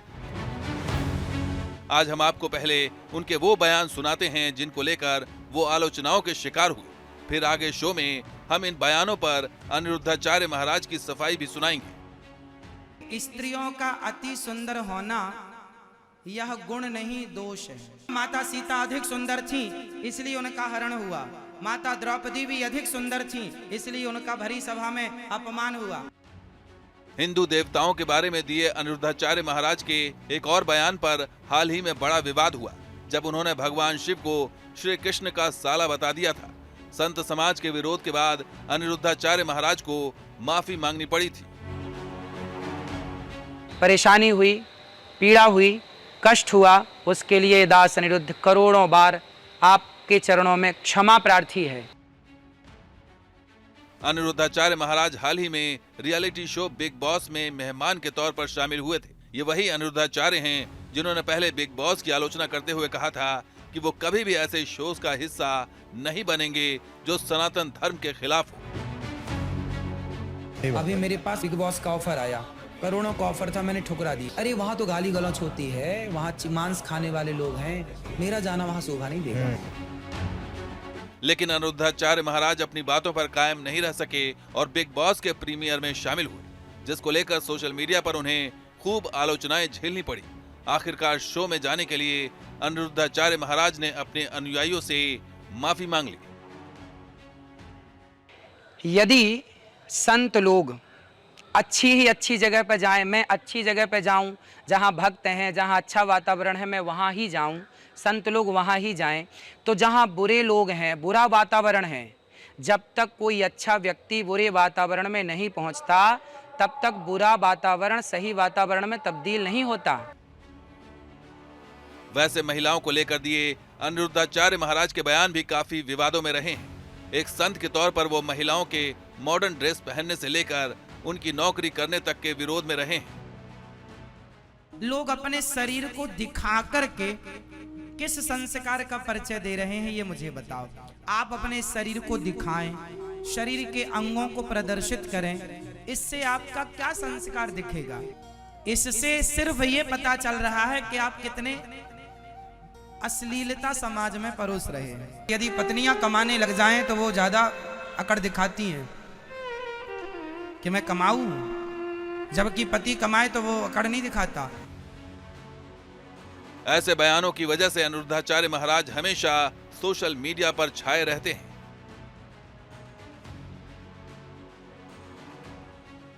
और यही वजह है कि न्यूज नेशन ने उनसे बातचीत करने और उनके तमाम वायरल विवादित वीडियोस पर सफाई मांगने की सोची। तो क्या सुर्खियों में रहने के लिए जानबूझकर ऐसे बयान देते हैं अनिरुद्धाचार्य महाराज, या फिर ये सिर्फ बार बार उनके साथ घटित होने वाला संयोग है जिससे विवाद खड़ा हो जाता है? खुद उनकी जुबानी सुनी। आचार्य जी हमारे साथ मौजूद हैं। अमृता, सबसे पहला सवाल आप क्या पूछना चाहेंगे? बिल्कुल, क्योंकि अभी अनुराग ने जिक्र किया आचार्य जी कि आप सुर्खियों में रहते हैं, चर्चाओं में रहते हैं, तो इन दिनों हाल फिलहाल में जैसा कि मैंने कहा कि आप श्रीमद् भागवत की कथा सुनाते हैं, आप अपने भक्तों के मन भाते हैं, लेकिन आजकल आप सोशल मीडिया पर लोगों को बहुत भा रहे हैं, कभी मीम्स की शक्ल में, तो कभी आपके बयानों की शक्ल में, कभी आपके यूट्यूब अकाउंट पर, तो कभी इंस्टाग्राम पर। कोई छाया हुआ है तो वो आपके बयान हैं, आपके बिग बॉस के वीडियोस हैं, आपके वो वीडियोस हैं जब आप लाफ्टर शेफ जाते हैं। तो मैं ये जानना चाहूंगी कि ये टीवी प्रेम अनिरुद्धाचार्य जी का, इसकी परिभाषा क्या है? देखिए, प्रेम तो भगवान से है, परंतु जो जहाँ बुलाता है, जहाँ लगता है कि यहाँ जाके सबको सही बातें कहनी चाहिए, सही बात करनी चाहिए, वहाँ चले जाते हैं। और रहा सोशल मीडिया पे लोगों का प्यार, तो ये तो सब आप सबका आशीर्वाद है और प्यार है कि सब सोशल मीडिया में प्यार करते हैं। जब अच्छे कार्य करते हैं, अच्छी बातें करते हैं, तो निश्चित समाज का प्यार और आशीर्वाद तो मिलना ही मिलना है। मैं बिग बॉस से ही शुरू करूंगा। बिग बॉस में जाने का फैसला सही था या बाद में लगा कि नहीं गलती हो गई? क्योंकि आपने खुद ने बिग बॉस जैसे नहीं, बिग बॉस में मैं गया ही नहीं। आप सलमान खान की आलोचना कर चुके थे, लेकिन उस मंच पर आप नजर आए। जल्दबाजी में लिया गया गलत फैसला था? किसी ने रिक्वेस्ट की थी महाराज जी एक बार आ जाइए, या वो PR स्टंट था? मैं बिग बॉस में नहीं गया। मैं पहले भी मना कर चुका था कि मैं बिग बॉस में नहीं जाऊंगा, और मैं बिग बॉस में नहीं गया। बिग बॉस मतलब बिग बॉस के घर पे जाना, 3 महीने के लिए जाना। मुझे वहाँ का ऑफर था कि आप अंदर आएँ, यहाँ पे रहें। तो मैंने कहा कि ये मेरे संस्कारों के खिलाफ है, और मैं वहां नहीं गया। फिर उन्होंने कहा कि अच्छा एक काम करिए, आप अंदर नहीं आ सकते, तो ऐसा करिए कि 2 घंटे के लिए जो अंदर जा रहे हैं 18 लोग, उनको आशीर्वाद देने आ जाइए, उनको कुछ अच्छी बातें कह दीजिए। तो मैंने मना कर दिया कि मैं वहां के लिए भी नहीं आ पाऊंगा, क्योंकि मैंने मना कर दिया है कि मैं टोटली बिग बॉस में नहीं आऊंगा। आप खिलाफ हैं उस शो के? तो मैंने कहा कि मैं नहीं आऊंगा। तो उन्होंने कहा कि आपने तो अंदर आने का मना कर दिया है, कम से कम बाहर इनको आशीर्वाद देने तो आ जाइए। मैंने कहा मैं नहीं आता। कि आप नहीं आएंगे तो फिर समाज यदि संतों से कुछ सीखना चाहेगी, कुछ ज्ञान पाना चाहेगी, तो फिर आप तो आ ही नहीं रहे हैं, फिर ज्ञान देगा कौन, समझाएगा कौन? कल को ये समाज बिगड़ा तो जिम्मेदार कौन होगा? हमने तो आपको बुलाया था, आप आए नहीं। लेकिन तब आपने मुझे वहाँ लगा, क्या ज्ञान दिया? तब मुझे लगा कि वहां जाके मुझे उनको एक सही गाइड देनी चाहिए, सही मार्गदर्शन करना चाहिए। तो मैंने वहां जाकर के, मेरे पास 2 घंटे का टाइम था और उनका शो था लगभग 7-8 घंटे का। तो मैं उस 7-8 घंटे में केवल 2 घंटे रहा, कुछ लोगों से मिल पाया क्योंकि मुझे बिहार की कथा में सम्मिलित होना था। तो वहां पे जितना मैं समय रहा, मैंने सबको बोला कि आप संस्कारी हैं और संस्कारी काम करिएगा, ऐसा कोई काम मत करिएगा जिससे आप संस्कारहीन कहलाएं। तो फैसला सही था 2 घंटे के लिए जाना? अगर सही था तो बाद में फिर आपका स्पष्टीकरण आया, मैं वो जानना चाह रहा हूँ। देखिए, स्पष्टीकरण तो ऐसा है कि हमारे देश में कुछ लोग नहीं समझ पाते, उनको लगा ना, लोगों ने गलत फहमियां फैला दी। उन्होंने कह दिया कि महाराज जी गए बिग बॉस में, जबकि मैं गया नहीं था। लोगों ने गलत फहमियां फैलाई, तो उसके चक्कर में लोगों को लगा कि चले गए। उसके लिए मैंने बोला कि मैं गया नहीं, जिस कार्य के लिए मैं गया था वो कार्य करके आया। अच्छा आचार्य जी, एक बात बताइए, जिस बॉलीवुड को आप हमेशा नकारते हैं, अभी भी नकारते हैं, जिस बॉलीवुड के विरोध में आप हमेशा बात करते हैं, आप कहते हैं कि वो समाज के पायदान को गिराता है, आप ये हमेशा कहते हैं, तो उसी बॉलीवुड के सुपरस्टार हैं सलमान खान, जिनसे आपने मंच भी साझा किया, जिनसे आप मिले भी, आप मुस्कुराए भी, आपकी बातें भी हुई, और उन्हीं सलमान खान के बारे में आपने ये भी कहा था कि ये लोग रुतबे और रुआब में सड़क पर चलते हुए लोगों को रौंदते चले जाते हैं। तो फिर ये कॉन्ट्राडिक्शन आपके बयानों में भी नजर आती है, कई बार क्रियाओं में भी नजर आती है, उसी को लेकर आप ट्रोल भी होते हैं। देखिए, मैं वहां गया, हनुमान जी लंका गए तो रावण को समझाने गए थे, रावण से दोस्ती करने नहीं गए थे, है ना। हनुमान जी का लंका जाना जरूरी था कि नहीं? भाई लंका नहीं जाएंगे तो पता कैसे लगेगा कि सीता माँ कहाँ है? तो क्या बातचीत हुई? तो हमारे को जाना चाहिए और जाके समझाना चाहिए। तो मैंने समझाया, भगवत गीता दी कि भाई देखो इस रास्ते पर चलो तो तुम्हारा भला होगा। तो मैंने समझाया, हाँ गीता बांट कर आए सब। हाँ, तस्वीरें भी आई थी सामने, मैंने भगवत गीता दी उन्हें और राधे राधे बुलवाया। हमारे यहाँ तो कहते हैं ना कि एक बार पापी व्यक्ति के मुख से एक बार भगवान का नाम निकल जाए तो मुक्त हो जाता है। वो तो अपनी फिल्मों में अक्सर बोलते हैं। तो जो मेरा कर्तव्य था वो मैंने किया और मेरा धर्म है कि मैं सनातन को जन जन तक पहुंचाऊं। तो मुझे लगा बॉलीवुड सनातन से दूर है तो क्यों ना वहां भी जाऊं और वहां भी पहुंचाऊं। पर आपको क्यों लगता है कि बॉलीवुड सनातन से दूर है, या आपको बॉलीवुड से इतनी नफरत क्यों है? आपके कुछ और बयान थे जिसमें आपने कहा कि बॉलीवुड रेप और महिलाओं को छेड़ना सिखाता है, मर्यादा को गिराता है। जो आपके आलोचक हैं वो कहते हैं कि देखिए रेप तो अनादिकाल से, और महिलाओं के साथ जो अनादिकाल से कहाँ रेप हुआ बताइए? ऐसा तो नहीं है कि जब से फिल्में बननी शुरू हुई हैं तब से महिलाओं के खिलाफ? बिल्कुल, जब से फिल्में बनी तब से रेप के सीन आए और रेप होना शुरू हो गया। तो चीरहरण अब देखिए, अब गाने बनते हैं, तू हाँ कर या ना कर, तू है मेरी किरण। अब देखो, लड़की की ना हाँ से मतलब है ना से, पकड़ो और उसके साथ जो मन पड़े वो करो। एक गाना ऐसा हो सकता है बन गया। अरे जीना अगर जरूरी है तो पीना बहुत जरूरी है। मुझे पीने का शौक नहीं, पीता हूँ गम भुलाने को। दाने दाने में केसर कदम, सब क्या है? बॉलीवुड क्या कर रहा है? शराब बेच रहा है, गुटखा बेच रहा है। आज भारत में सबसे बड़ी समस्या क्या खड़ी हो गई जानते हैं? जितने युवा हैं सब सट्टा खेलने लग गए, जुआ खेलने लग गए। ऐप डाउनलोड कर लेते हैं सट्टा जुआ का जो भी होता हो, और वो सारे जंगली रमी डाउनलोड कौन करा रहा? बॉलीवुड करा रहा है। और सारे बच्चे लाखों बाप के पैसे को, माँ के पैसे को बर्बाद किए जा रहे हैं। आप न्यूज वालों को इस पे एक्शन लेना चाहिए। और जितना भी ये ऐप डाउनलोड करने का ये सुपरस्टार प्रचार कर रहे हैं, इसके बिल्कुल विरोध करना चाहिए। जी, जो आलोचक है वो कहते हैं इसी संदर्भ में कि भाई चौसर, जुआ, शतरंज ये तो सब पहले की चीजें हैं। भाई पहले की चीजें हैं तो आज इस तरह से प्रमोट क्यों करो? प्रमोट किसने किया भाई? चीजें तो पहले से हैं भाई। सांप तो पहले से है ना जहरीला, पर इसका मतलब ये थोड़ी कि हम आपके भोजन में सांप का जहर परोस दें। लेकिन भाई बॉलीवुड जो की बहुत जहरीला सारी- है इसका मतलब ये नहीं कि आप पहले से थी तो आप परोसने लग जाइए। भाई आप इतने बड़े बड़े बॉलीवुड के सुपरस्टार हैं मतलब और आप कह पांडव रहे कौरव हैं जुआ खेलें तो ठीक, हाँ? पांडव कौरवों के बीच में जुआ हो तो ठीक, और चीर लेकिन हरण? अगर बॉलीवुड स्टार कोई प्रमोट कर रहा है तो वो नहीं गलत। तो पांडवों ने जुआ को प्रमोट किया था। आप उसके पीछे की पूरी कहानी जानते हैं कि केवल एक बात लेके बैठे हैं? क्यों खेला था पांडवों ने जुआ, आप बताइए। नहीं, मुझे जानकारी नहीं, मैं तो इसलिए आपसे- पूरी जानकारी जुटाना चाहिए और ये आरोप लगाना बिल्कुल गलत है। आप लोग शास्त्रों को आरोप लगा देते हैं, पढ़ते लिखते तो है नहीं शास्त्रों को, आचार्य जी वही तो समझते आपसे नहीं पूछने है, आए आप ना केवल आरोप। मैं बता रहा हूं जी। हुआ क्या था।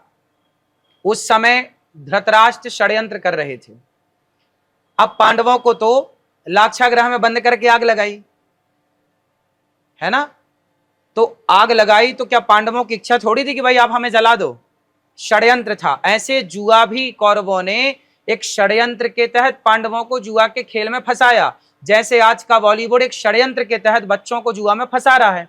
तो जो षड्यंत्र धृतराष्ट्र ने किया, क्या वही षड्यंत्र आज बॉलीवुड कर रहा है? मतलब बॉलीवुड आज का उस जमाने के धृतराष्ट्र और बिल्कुल, कौरव जो की तरह है। धृतराष्ट्र का काम था, जो दुर्योधन का काम था, जो शकुनी का काम था, आज वो पूरा काम बॉलीवुड कर लेकिन रहा जो है। बॉलीवुड के सामाजिक एक बड़े सरोकार स्टार- से बनी हुई जुड़ी हुई मूवीज हैं, उनके हैं? बारे में आप क्या कहेंगे? जो समाज के उत्थान के लिए, महिलाओं की पढ़ाई के लिए, महिलाओं के मुद्दों को उठाने के लिए जो तमाम फिल्में बनती हैं, जो जागृत करती हैं, अच्छी हैं, जो मूवी अच्छी है वो जरूर देखना चाहिए, हम्म, पर अच्छे के चक्कर में ऐसा ना हो ना कि हम आपको खीर खवाएं और साथ में जहर भी परोस दें। तो फिर खीर के मतलब क्या हुए, मायने लेकिन क्या फिर हुए? इसका मतलब ये भी तो है ना कि पांचों उंगलियां एक बराबर नहीं। भाई 5 उंगलियां एक बराबर नहीं, पर हाथ तो एक बराबर है दोनों। हम्म, ठीक है, बात समझो। एक कि और आप खीर खाने बैठे हैं तो आपको जहर न परोसा जाए कि आपने 4 मूवी अच्छी बनाई तो 100 मूवी आप बुरी बुरी बना दें, तो 4 मूवियों का प्रभाव तो समाज में पड़ना नहीं है, लेकिन वो आपकी जो गलत बातें हैं उनका प्रभाव समाज में पड़ आचार्य जाएगा। जी, एक और आपका बयान था जिसपे बहुत ज्यादा चर्चा हुई, इसमें आपने कहा कि कलयुग का जो प्रेम है वो प्रेम नहीं हवस बन गया है।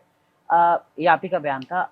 क्या इसके पीछे की सोच आपको लगती है कि ऐसा आज क्यों जितने है? अभी आपको और दिल्ली क्या इसके में पीछे भी फिल्में नजर आती हैं आपको? अभी दिल्ली में एक लड़की की घटना हुई, अभी करवा चौथ की घटना आपने टीवियों पे दिखाया, मैंने भी देखा, टीवी पे देखा।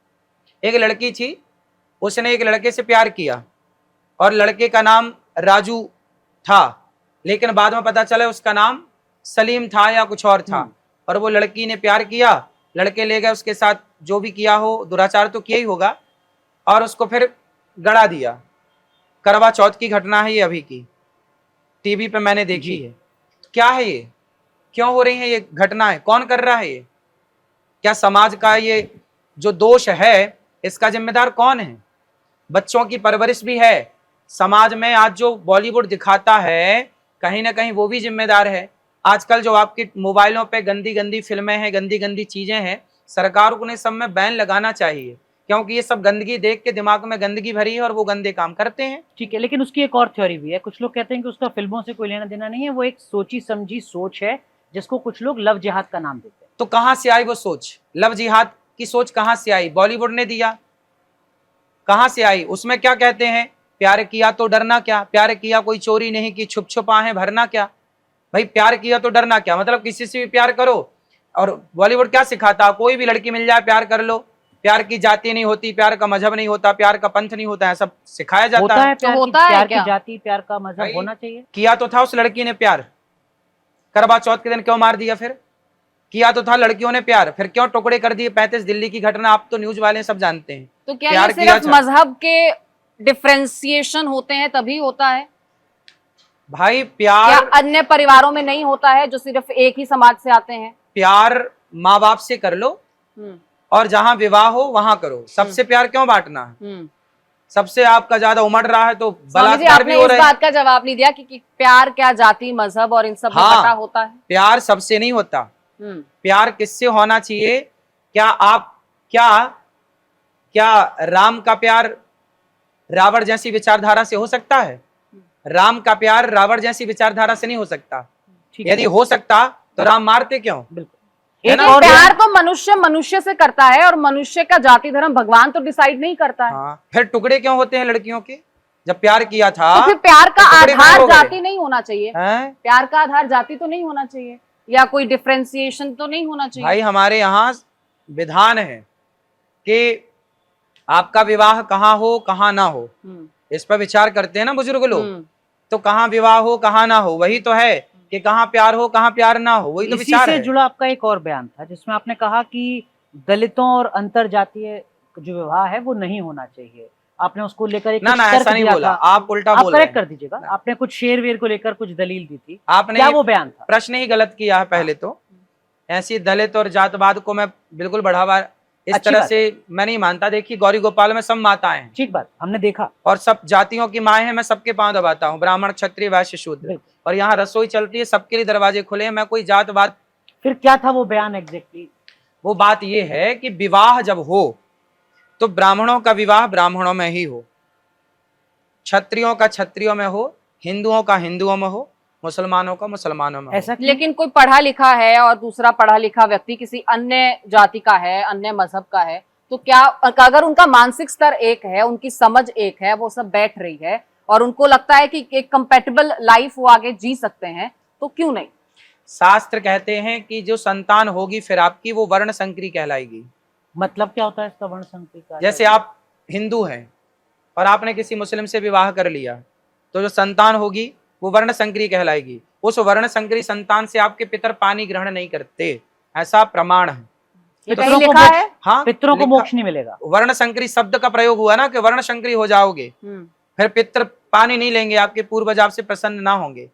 इसलिए सब चीजें देख के कार्य करना चाहिए, सब विधान है। अच्छा, सब ये चीजें। कॉन्सेप्ट भी मुझे आचार्य जी जरा समझाइए कि हम पितरों को तो शांत करने की कोशिश करते हैं, लेकिन आपके आश्रम में ही हम देख रहे हैं जो जिंदा माँ बाप हैं उनको हम घर से निकाल देते हैं और फिर पितरों की शांति के लिए हम पूजा पाठ करते हैं। तो जो लोग निकाल देते हैं वो थोड़ी करते हैं पितरों की नहीं शांति। करते। भाई जो सेवा करते हैं, श्रद्धा रखते हैं, वही तो करेंगे। हम्म। वो जीते जी नहीं कर रहे हैं तो मरने के बाद खाक करेंगे।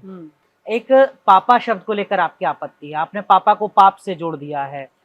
ऐसा क्यों करते? मतलब कनेक्ट कर पाए आप अपनी बातों को बेहतर तरीके से भक्तों के साथ, दर्शकों के साथ, ये सोच रहती है या क्या उसके पीछे की वजह है? आप जानते हैं पापा शब्द का अर्थ क्या होता है? इसलिए बोलते हैं संस्कृत पढ़िए। मैं काली की शिक्षा पढ़ेंगे तो पापा को नहीं समझ पाएंगे। मैं काली की शिक्षा से आप सोचिए पापा का अर्थ नहीं समझ पाए, ये है मैं काली की शिक्षा। एक चौपाई बोल रहा हूं, आप अर्थ करिएगा। कलयुग का यह परम प्रतापा, मानस पुण्य हो या नहीं पापा। अब बताइए क्या अर्थ है? इस चौपाई में पापा शब्द आया और वो पापा शब्द पाप के लिए आया। पापा मतलब पाप ही है। पापा शब्द का अर्थ कहाँ प्रयोग होता है? पाप के लिए। पाप के लिए पापा शब्द का प्रयोग होता है। गीता में भी आया है, रामचरितमानस में भी आया है। तो पापा जहां शब्द आया है वहां पाप के लिए प्रयोग हुआ है। तो भाई ये तुम्हारा बाप है, पाप थोड़ी है। तो बाप को पाप क्यों कह रहे हो? तो डैडी कह सकते हैं या डैडी भी नहीं?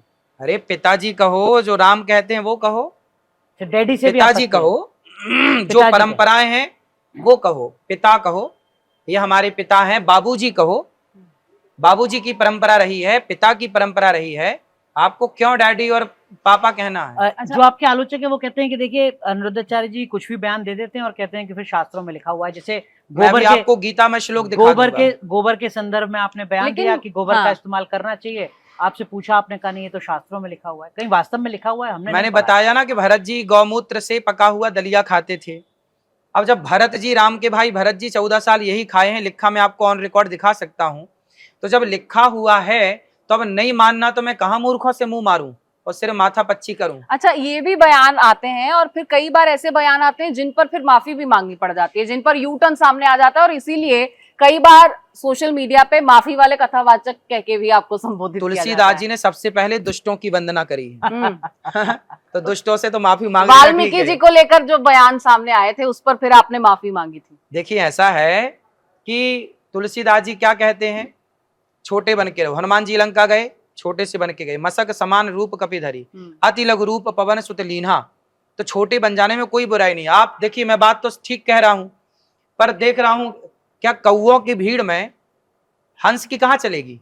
तो हंस कौओं से माफी मांग ले, भैया ठीक है तुम यानी कौआ। समाज को दिखाने के लिए माफी मांगी। आप कह रहे हैं कि अभी भी आपके बयान सही है। जो बयान, अब हमने कहा बिस्किट, जहर तो है ही है। अब इसमें कोई माफी मंगवा ले तो ठीक भैया माफ कर दो, बिस्किट जहर कैसे हो गया आचार्य जी? क्यों? फिर आपने न्यूज में तो आपकी न्यूज में दिखाया कि महाराष्ट्र में 90 बच्चे बीमार पड़ गए नहीं, बिस्किट खा के। तो वो तो किसी भी चीज से पढ़ सकते हैं, जब कूटू उसमें का आटा आपने तो मिश्रण बिस्किट ही होगा। दिखाया था। नहीं, वो तो कूटू का आटा आपने खाने तो से भी- बिस्किट ही दिखाया वो तो था। कूटू का आटा अब देखो खाने अब से भी कूटू बीमार आटा होते न हैं। ले आइए। नहीं, मैं एक उदाहरण कूटू आटे से नहीं बीमार पड़े लोग। होते हैं। मैंने न्यूज जो देखा वो ये देखा कि बिस्किट खा के बच्चे बीमार पड़े, आप लोगों की न्यूज में दिखाया मैंने। तो अच्छा, वाल्मीकि जी वाले बयान पे यू टर्न क्यों लेना पड़ा आपको? जो बातें समझ में नहीं आती भाई, शास्त्रों में लिखा है और नहीं समझ में आ रही तो ठीक है भैया, तो क्षमा अभी करो। एक कोशिश कर लीजिए समझाने की। नहीं समझ में आएगा, क्या? कुछ बातें समाज की समझ के परे हैं, वो अच्छा, समझ में नहीं आएंगी। एक चीज मुझे बताइए, ये हनीमून जाने वाले जो युवा हैं वो आपको पसंद क्यों नहीं है? नहीं हनीमून जाओ, कोई हम क्यों पकड़ेंगे किसी को, हम क्यों रोकेंगे? आप आपने कुछ हनीमून आपत्ति मनाइए। जताई कि भाई ये जो हनीमून शादी के तुरंत बाद हनीमून चले जाते हैं, ये भाई गलत है। हमारे यहाँ परंपरा रही है ना कि पहले घर आओ, दूल्हा दुल्हन दोनों अपने कुल देवताओं को, अपने इष्ट देवताओं को, अपने ग्राम देवताओं को पहले प्रणाम करो। तो ये सब एक तो होता ही परंपरा है। होती है, एक घर में आओ सीधा पहले सबको प्रणाम करो, सबसे आशीर्वाद लो, एक भगवान की पूजा भगवान की उपासना के साथ अपना गृहस्थ जीवन प्रारंभ करो। आजकल लड़के सीधे विदाई हुई सीधा भाग जाते हैं। उनसे आपत्ति है सर? प्रणाम करना जरूरी है, रीति रिवाज ना भूलिए। जब आप रीति रिवाज भूल जाएंगे तो सोचिए आपकी आने वाली संतान फिर कौन सी रीति रिवाज को फॉलो करेगी। अच्छा, एक महिला हूं मैं, क्योंकि रीति रिवाज की बात चल रही है, महिलाएं तो पहले से ही रीति रिवाज के उसमें बंधी हुई रही हैं हमेशा से, और बहुत अच्छे से उन्होंने निभाया है, जिस तरीके से जिस परिस्थिति में उसे ढाल दिया गया, जिस सांचे में ढाल दिया गया। और आज के ज़माने में जब हम एक मॉडर्न सिविलाइजेशन की तरफ हैं, तो ऐसे में महिलाएं भी मॉडर्नाइजेशन को अपना रही हैं, लेकिन महिलाओं को लेकर, उनके पहरावे को लेकर, उनकी नौकरियों को लेकर अमूमन ऐसे बयान आपके आए हैं। तो बतौर एक महिला मैं भी उन बयानों को लेकर कई बार चिंतित होती हूँ, या कई बार आप विचलित होते हैं कि ये इसको जस्टिफाई कैसे कर पाएंगे। महिलाओं को तो काम करना ही चाहिए, सारे काम करती ही आई हैं, आगे भी करेंगी, इसमें क्या आपत्ति है? आपने आपत्ति क्यों जताई? हमारी बात को समझते नहीं हैं। अब जब नहीं समझेंगे तो आधा ज्ञान आधा जल गगरी छलकत जाए, आधा ज्ञान किसी काम का नहीं। मेरी बात जब आधी अधूरी आप सुनेंगे तो उसमें निष्कर्ष तक आप नहीं पहुंच पाएंगे, इसलिए हमारी पूरी बातें सुनिए। हमसे लोग जुड़े कौन लोग हैं जो हमारी पूरी बातें सुनते हैं? क्या है हम महिलाओं पे के सवाल संदर्भ कौन खड़े करते हैं? जो अधूरी बात सुनते हैं। महिलाओं तो के आप संदर्भ बताइए में ना पूरी फिर। बात क्या है आचार्य जी? ऐसा है कि जब पुरुष जो काम करता है तो महिलाओं को क्या करना चाहिए कि जो काम, जैसे आपका बिजनेस है किसी चीज का, तो आप दोनों पति पत्नी मिलकर उस बिजनेस को बढ़ाइए। अब पति बिजनेस कर रहा है किसी का, अब पत्नी उसका साथ नहीं दे रही है, वो कहीं और काम करना चाहती है। कोशिश ये हो कि हम पति पत्नी दोनों एक ही बिजनेस को आगे बढ़ाएं। क्या है कि हमारा सपोर्ट आपको मिल जाएगा, आपका सपोर्ट हमें मिल जाएगा, तो एक साथ एक काम को करने से आप और ग्रोथ कर पाएंगे और तरक्की कर पाएंगे। लेकिन एक जब ही कार्य पति में संपन्न दोनों है, सामर्थ्य हो। पति जब संपन्न है, पति जब काम कर रहा है, पति कहता है कि नहीं जी तुम घर पे ही रहो, तो जब पति कह रहा है कि आप घर पे रहो, आप काम मत करो, तो फिर काम करने की क्या जरूरत है? तो उसने इतनी पढ़ाई लिखाई की, उसने तो पढ़ाई लिखाई का प्रयोग करें ना। आप घर बैठे क्या काम नहीं कर सकते? क्या घर में बैठी लड़कियां काम नहीं कर रही कंप्यूटर लैपटॉप से? क्या सारे काम पर घर पे ही हो लेकिन रहे हैं? महिलाओं को घर में कैद कर देना चाहिए, ये कह रहे हैं आप?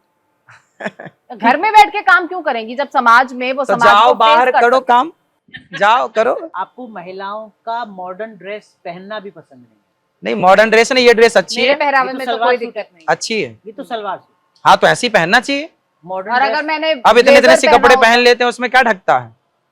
ढकना जरूरी है सर। भाई कपड़े पहने क्यों? जब दिखाने तो फिर पहनो ही, वो भी मत पहनो। जब आपको दिखाने है सब तब मत पहनो ना, और कपड़े पहने हो तो फिर ढकने के लिए पहने हो तो ढको, फिर जैसे बहन पहने तो वो तो अच्छे फिर हैं। तालिबान राज वाली सोच आ गई ना। तालिबान वाह, मतलब आप हाँ। चाहते हैं कि लड़कियां नंगी घूमे? नहीं नहीं, पूरा सिर ढक के आप जैसी विचारधारा के लोग ही चाहते हैं कि आप रहो कम कर, हम देखेंगे। चाह रहा हूँ कि जैसे वो नहीं तो तालिबान फिर के दौर बुर्का में तो हम मुझे देखते लगता है थे इससे भी सही है, उसमें कि तो पूरा महिलाएं- ढकना आपने है। ठीक पहना है, मैंने आपकी बात कर दी ना, आप ठीक पहन अगर रहे ये हैं। स्कर्ट पहन कर आती तो अब स्कर्ट क्या होता पहले ये समझाओ। जो आपने बताया अभी यहाँ तक अच्छा तो फिर समाज में ना, पता है आपको, आप पूछ रहे हैं मुझसे। समाज में आप जैसे कुछ लोग हैं जो देखना चाहते हैं, हाँ नहीं, भाई मैं तो दिखाओ। आपसे जानना चाह रहा हूँ आपका क्या भाव रहता है अगर ये नारियों को ना कुछ पुरुषों ने भड़का दिया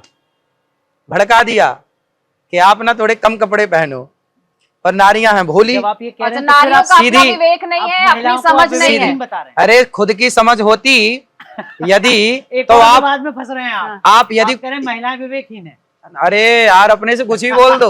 आपने कहा नारियों को वर्गला दिया गया, उनको भड़का दिया गया। भाई पहले कपड़े उतारे जाते थे तो महाभारत होता था, आज हम पहनने का कह रहे हैं तो हम महाभारत करने को तैयार हैं। मैं अपने हक की बात कर रही हूँ। मुझे हक क्या चाहते हो? निर्वस्त्र होकर घूमना है आपको? आपका हक ये है कि आपको कोई कपड़े नहीं पहने, मत पहनो, हमें क्या दिक्कत है, उतार दो सारे। हाँ, हमें क्या दिक्कत है? जब समाज में आप यही चाह रहे हैं कि हम नंगे घूमे तो घूमो, हम थोड़ी फिर नहीं जा सकता है ना आचार्य जी। तो फिर पहनो, पूरे पहन तो रहे हैं। हाँ, ठीक लेकिन तो है। कोई ये नहीं कह सकता कि ये पहनो। मुझे इस बात से आपत्ति है कि कोई मुझे ये नहीं कह सकता कि ये पहनो या ये पहनो। वो कह रहे कंपल्शन नहीं है, उनका सुझाव है, उनको ऐसा लगता है। देखो मेरा भी सुझाव है आपके लिए कि आप अच्छे कपड़े पहनिए। कपड़े पहने क्यों जाते हैं आप उत्तर दीजिए। अच्छे की परिभाषा क्या है? पहले मेरे प्रश्न का उत्तर दीजिए, कपड़े क्यों पहने जाते हैं? प्रश्न पूछने आए हैं ना ना ना ना ना, पहले मेरे प्रश्न का उत्तर दीजिए, कपड़े क्यों पहने जाते हैं? शरीर दिखाने या शरीर ढकने? उत्तर दो आप। कपड़े पहने जाते हैं जो आपको पसंद हो। कपड़े पहने जाते हैं ऊपर जचे। अरे कपड़े पहने क्यों जाते हैं? आपने इसका उत्तर नहीं दिया। मैं कह तो आप उत्तर नहीं दे रहे हैं। कपड़े पहने जाते हैं शरीर ढकने की बात है कि आप कह रहे हैं कि मेरी बात को कोई समझ नहीं पा रहा है तो उसको लगता है कि मैंने उत्तर नहीं दिया। मेरी बात को आप समझ नहीं पा रहे तो आपको लग रहा है कि मैंने उत्तर नहीं दिया। पता होना चाहिए कि कपड़े शरीर को ढकने के लिए पहने जाते हैं, शरीर को दिखाने के लिए नहीं। तो अच्छे वस्त्रों की परिभाषा क्या है? जो आप पहने ये परिभाषा है, यही परिभाषा है। तो इन्हीं कपड़ों में औरत को रहना चाहिए। सही है। पर लेकिन ये जो एक दो चीजें और जो बीच बीच में आपके बयान जिस पे आप चर्चा में रहते, सोशल मीडिया में बहुत ज्यादा आप ट्रेंडिंग रहते हैं, जैसे वो एप्पल की कहानी, शादी हो गई है, एक ही पति है, ये अचानक से अनायास निकल जाता है भावावेश में, या क्या कहीं कुछ लगता है बाद में कि यार ये तो कुछ गड़बड़ हो गई? पूरी बात ना सुनने का ये परिणाम है जो आप पूछ रहे हैं। अच्छा, थक नहीं गए अब तक आप अनिरुद्धाचार्य जी बार बार सफाई देते हुए वही बातें? हम गौमूत्र पीते हैं ना, इसलिए थकते नहीं। आप थक जाते हो, गौमूत्र नहीं पीते इसलिए। लेकिन आधा अधूरा ज्ञान, चाहे कोई आचार्य हो, कथावाचक हो या आम सामान्य जीव, सबके लिए खतरनाक है, ये मानेंगे? तो आधा अधूरा ज्ञान तो आप लोग भी लेके आए हैं। तो आपके पास भी तो नहीं है। कर दें हम तो फिर? हाँ, गौमूत्र पीना शुरू करिए आप। गौमूत्र पीने से हमारी जो ऊर्जा है वो और कई गुना बढ़ जाएगी। कई गुना बढ़ जाएगी। देखिए हमारे सनातन में ना धर्म की बातें हों, अच्छी चर्चाएं हों, पर पाखंड ना हो। पाखंड से सनातन को बहुत बड़ा खतरा है। जितना खतरा हमारे देश को आतंकवादियों से है या जितना खतरा उस जमाने में मुगलों से था, अंग्रेजों से था, उतना ही खतरा पाखंड से है। इसलिए हम आज के आधुनिक युग में, आज के साइंस के युग में हम कभी पाखंड को प्रमोट ना करें और पाखंड का साथ ना दें। जो यथार्थ है, जो सच्चाई है, वो आगे बढ़े। और भगवान की भक्ति सबसे उत्तम है। भगवान राम, जब लक्ष्मण जी को शक्ति लगी तो लक्ष्मण जी के लिए भी संजीवनी बूटी लाई गई। तो आयुर्वेद को प्रमोट किया जाए, आयुर्वेद की वो बातें की जाएं जो न्याय संगत हैं, जो यथार्थ हैं, उन बातों पे अमल किया जाए। और जो शास्त्र कहते हैं, भगवत गीता कहती है, वेद कहते हैं, पुराण कहते हैं, उन बातों को आगे बढ़ाना चाहिए। मनमाना आचरण बिल्कुल ना हो सनातन में। ऐसा ना हो कि जी मैं तुम्हें भस्म कर दूंगा, तुम्हें ये कर दूंगा, तुम्हें वो कर दूंगा। ये पाखंड से हम सबको सदा दूर रहना चाहिए। जो बाकी अलग अलग धर्म के भी जो लोग हैं, कोई पास्टर है, कोई हाथ रखते लोगों को उछाल रहा है, उनके खिलाफ चला रहे हैं। जो न्यूज नेशन की मुहिम है, इसको आप कैसे? अच्छा है, न्यूज नेशन की मुहिम बहुत अच्छी है। पाखंड को समाप्त करना ही चाहिए और ये सबको कार्य करना चाहिए। और पाखंड से सबको, आम जनमानस को बचना चाहिए।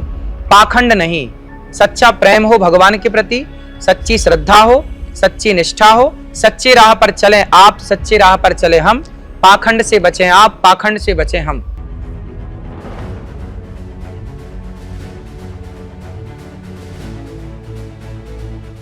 अब तक आपने आस्था के नाम पर फैलाए जा रहे पाखंड से लेकर बॉलीवुड तक हर मसले पर अनिरुद्धाचार्य महाराज के विचार सुने और कैसे अनिरुद्धाचार्य महाराज ने दिवाली पर सनातनियों के खिलाफ साजिश का जिक्र किया। जब 1 जनवरी आता है, 31 दिसंबर की रात्रि को सारी दुनिया जश्न मनाती है, कितने पटाखे और बम बारूद तोड़े फोड़े जाते हैं, तब तो दूषित नहीं होता वातावरण। तब कोई नहीं बोलता जी 31 तारीख को आप क्यों जला रहे हैं पटाखे, क्यों दूषित कर रहे हैं, ओजोन परत कमजोर। सनातनियों के खिलाफ साजिश है? बिल्कुल साजिश तो रची ही जा रही है सनातनियों के खिलाफ। अनिरुद्धाचार्य महाराज ने यह भी बताया कि कैसे पंचगव्य पीकर इंसान बीमारियों से बच सकता है। यदि गौमूत्र आप पीते हैं और पंचगव्य पीते हैं, मैं बात पंचगव्य की कर रहा हूँ, यदि आप पंचगव्य पीते हैं, गौमूत्र पीते हैं, तो आपको टीबी जैसी बीमारियां हो ही नहीं तो सकती। डॉक्टर के पास नहीं जाना चाहिए। आपको होगा ही नहीं तो जाने की जरूरत ही नहीं है, यदि आप पीते हैं नियमित। अगर हो गया, होगा ही नहीं, अगर हो गया, नहीं होगा, ये U-turn है। नहीं। ये आचार मशहूर कथावाचक ने महिलाओं के मॉडर्न ड्रेस से लेकर बॉलीवुड कलाकारों पर भी सवाल खड़े किए। अब इतने इतने से कपड़े पहन लेते हैं, उसमें क्या ढकता है? ढकना जरूरी है। भाई कपड़े पहने क्यों? जब दिखाने तो फिर पहनो ही, वो भी मत पहनो। लव जिहाद की सोच कहाँ से आई? बॉलीवुड ने दिया। कहाँ से आई? उसमें क्या कहते हैं, प्यार किया तो डरना क्या, प्यार किया कोई चोरी नहीं की, छुप छुप आहें भरना क्या। भाई प्यार किया तो डरना क्या, मतलब किसी से भी प्यार करो। और बॉलीवुड क्या सिखाता? कोई भी लड़की मिल जाए प्यार कर लो, प्यार की जाति नहीं होती, प्यार का मजहब नहीं होता, प्यार का पंथ नहीं होता है, सब सिखाया जाता है। हमने अब तक आपको दिखाया कैसे अनिरुद्धाचार्य महाराज गौरी गोपाल आश्रम में गौ सेवा करते हैं। हमने आपको यह भी दिखाया कि कैसे आश्रम में बुजुर्ग महिलाओं की सेवा की जाती है। और अब आपको हम लिए चलते हैं गौरी गोपाल रसोई की ओर, जहां हम अनिरुद्धाचार्य महाराज से रसोई में खान पान से लेकर उन तमाम मुद्दों पर बातचीत करेंगे जो उनकी दिनचर्या में शामिल है।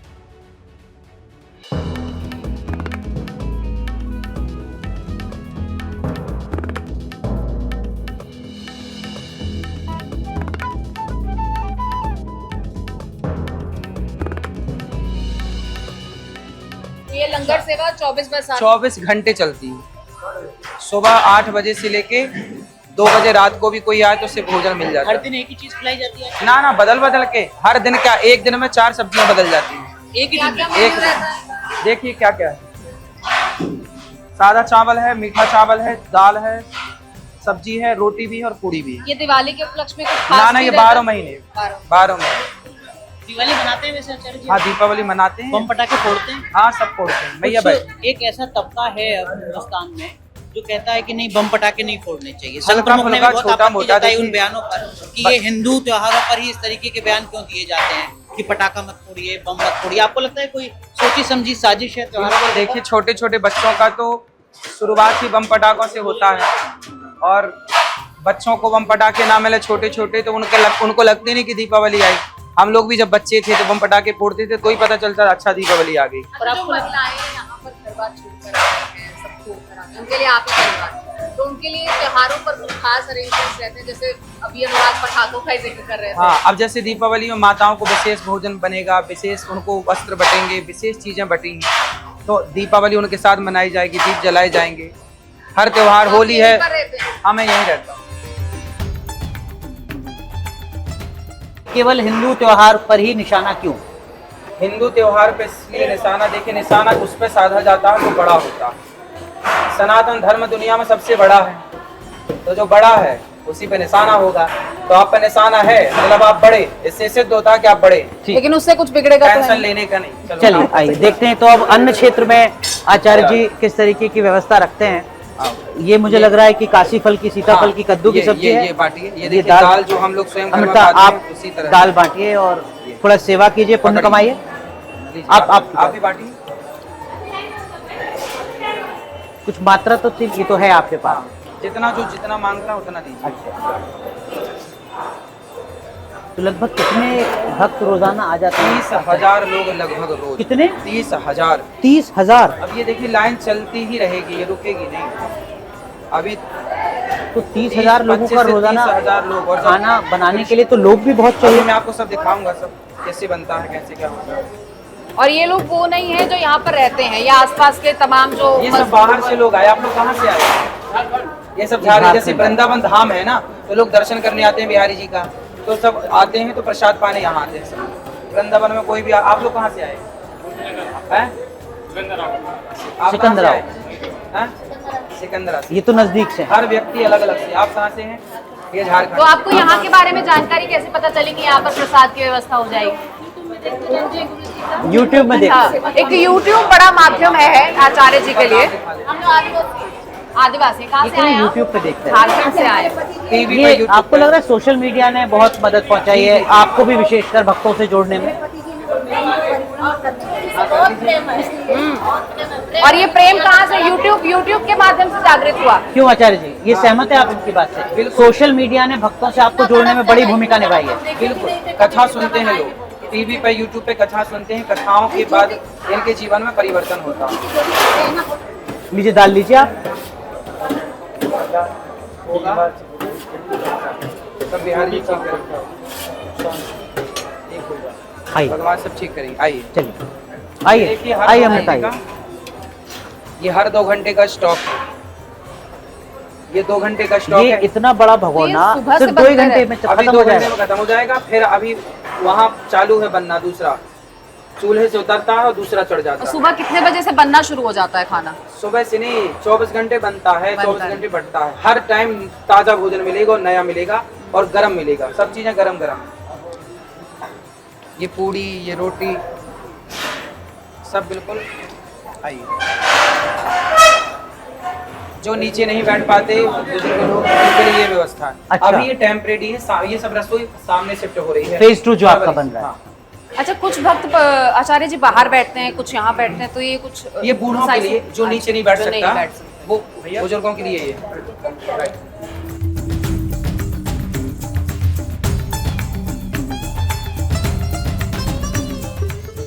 तो इस वक्त हम परम पूज्य आचार्य जी के आश्रम में हैं। आचार्य जी, रोज भक्तों की इसी तरीके से कतार लगी रहती है या दिवाली पर विशेष भीड़ है? अभी दिवाली में कम है, दिवाली पर कम है। हाँ, बाकी समय लोग आते हैं और यहाँ माताओं का दर्शन करते हैं, प्रसाद पाते हैं। जो यहाँ सेवाएं चलती हैं उन सबका दर्शन करने आते हैं, कथा सुनने आते हैं। अच्छा, तो ये आपकी अलग पीठ है, अभी आप कुछ देर में वहाँ बैठेंगे, क्या अंतर है? थोड़ा दर्शकों को सरल। यहाँ भक्तों से सबसे मिलना यहाँ होता है, फिर कथा करने अलग स्थान है। और जो मुख्य मंदिर है वो सामने है। हाँ, मंदिर यहाँ है, सामने भी मंदिर तैयार हो रहा है, वहाँ भी माता है, भी आपको दर्शन कराएंगे। यहाँ पर आचार्य जी कौन कौन सी गतिविधियाँ होती है सेवा के लिए? क्योंकि रसोई भी हमने देखी, गौशाला भी है, और क्या क्या यहाँ पर है? अभी मैं आपको सब दिखाऊंगा। यहाँ वृद्ध माताएं 290 माताएं हैं, नीचे अखंड सबके लिए रसोई है, और यहाँ 150 बच्चे पढ़ते हैं गुरुकुल में, 400 से अधिक गौ माता हैं, और निःशुल्क चिकित्सालय है, बंदर सेवा है। ये सभी सेवाएं नित्य की सेवाएं ये रोज होती है। रोज। महिलाओं के साथ, वृद्ध महिलाओं के साथ आपका जो प्रेम है वो आपके बहुत सारे वीडियोस में भी हमें नजर आता है। कभी आप उनके साथ खेलते हैं, कभी अटखेलियां करते हैं, तो क्या वो बाल गुरगाल वाला स्वरूप आपका देखने को मिलता है? बिल्कुल, अभी मैं आपको दर्शन कराऊंगा सबका। टीवी का अनुभव कैसा रहा आपका? बहुत अच्छा है। जो भी सेवा का कार्य भगवान देते हैं, उस सेवा के कार्य को पूरा करने की पूरी कोशिश होती है, और ये सब जनमानस की सेवा है, सबकी सेवा ही। ये सब लोग मिलने आते हैं तो हम इनसे मिलने के लिए यहाँ बैठते हैं। अच्छा, ये मिलने का है। हाँ, सब भक्तों से मिलने का है। बड़ी दूर दूर से आते हैं सब भक्त मिलने के लिए। कोई खास राज्य, कोई खास क्षेत्र आचार्य पूरे जी जो भारत के कोने कोने से। कहाँ से आए हैं आप लोग? बिहार से। आप इंदौर से। आप कहाँ से हैं? बिहार। मैया, आप कहाँ से हो? कौन से गाँव से हो? बनारस से। यूपी, बिहार, मध्य प्रदेश, अलग अलग राज्य। हर व्यक्ति अलग अलग स्थान से है। कोई वक्त निश्चित रहता है या अपने मन से आते हैं सब? अपने मन से लोग आते हैं, सुबह शाम हम दिन भर मिलते हैं सबसे। एक बार सिमरिया आपको देखे थे अच्छा। जग में। बिहार से। ऊपर माताओं से मिल लो, प्रसाद पालो। तो आपके बैठने का कोई समय है आसन पर यहाँ रोज? हाँ, सुबह बैठ जाते हैं रोज 8:30 बजे से। 8 बजे से सेवाएं स्टार्ट होती हैं, सेवाओं के बाद बैठ जाते हैं, और इसके बाद ये दिन भर चलता है। फिर 3 बजे से कथा स्टार्ट हो जाती है रोजाना? रोजाना। पर लेकिन आचार्य जी जब आप बाहर रहते हैं तब फिर कैसे? तो फिर ये गतिविधि बाहर चलती है। अच्छा, तो बहुत सारे भक्त तो भोले वाले हैं जिनको पता ही नहीं कि आचार्य जी वहाँ है, वो टीवी पे नहीं है, सोशल मीडिया पे नहीं है। हाँ, तो लोग यहाँ आते हैं तो यहाँ की सेवाएं देख के दर्शन करके चले जाते हैं। योग करें, प्राणायाम करेंगे ना, ठीक हो जाएंगे। अभ्यास पर करें। आप कोई पर्ची क्यों नहीं निकाल रहे हैं इनकी? मेरे कैसे से ठीक पर्ची होंगे? वर्ची नहीं आप आती। क्यों योग बता रहे हैं? इससे तो आजकल के जो आचार्य हैं वो बचते हैं डॉक्टर के पास भेजने से। ना। वो कहते हैं मैं ही इलाज कर दूंगा सारा। आप ऐसा नहीं कर रहे हैं। नहीं, हम ऐसा नहीं करते। देखिए, लक्ष्मण जी बीमार पड़े, जब बूटी लगी तो शक्ति लगी तो हनुमान जी संजीवनी लेके आए। भगवान भी पर्चा निकाल देते ना किसी का। तो जो डॉक्टर का काम है आप कह रहे हैं कि वो डॉक्टर ही ठीक करेंगे? डॉक्टर का काम डॉक्टर ठीक करेगा। योग से आप ठीक हो सकते हैं। लेकिन भक्त तो आपको डॉक्टर मानकर आप ही से प्रिस्क्रिप्शन भी चाह रहे हैं। ना, तो हम दे तो रहे हैं, हम दे तो रहे हैं कि अच्छे डॉक्टर के पास जाइए और योग करिए। यहाँ पर कोई दवाइयाँ भी उपलब्ध हैं बच्चों के नहीं लिए? नहीं, हमारे यहाँ कोई दवाई नहीं, हम कोई दवाई देते ही नहीं। यही दवाई है, भगवान का कीर्तन करो, भगवान का नाम जपो। आयुर्वेदिक औषधियाँ कुछ ऐसा कुछ भी नहीं, कुछ नहीं। बोलो, घर में क्या दिक्कत है आपके? बहू ने भगा दिया, बेटा ने नहीं बोला कि क्यों भगा रही हो? कितने बेटे हैं आपके? 2। बेटा से बात कराओ, मोबाइल नंबर दो, बात कराओ। रो मत, बात कराओ, मैं भी बात करता हूँ उनसे। लगाओ बेटे को फोन, रो मत, बात कराओ मेरी। पर ये तो किसी प्रशासनिक अधिकारी का काम है आचार्य जी, ये तो डीएम एसडीएम का काम है। ऐसी कर रहे उम्मीदों हैं? के साथ, ऐसी आस के साथ भी भक्त आते ये हैं वो आपके वृद्ध पास? माँ है जिनको बेटों ने भगा दिया घर से निकाल दिया, परेशान। अब देखो कह रही है बहू ने भगा दिया। अब इनको यहाँ वृद्ध माताएं रहती हैं, तो ये यहाँ रहने आई हैं, लेकिन इसके पहले ये प्रोसेस है कि इनके बेटे से बात करेंगे। माता जी कहाँ से आई हैं? अलवर से, अलवर से। ये बात करो, ये बेटे का नंबर है इसमें। तो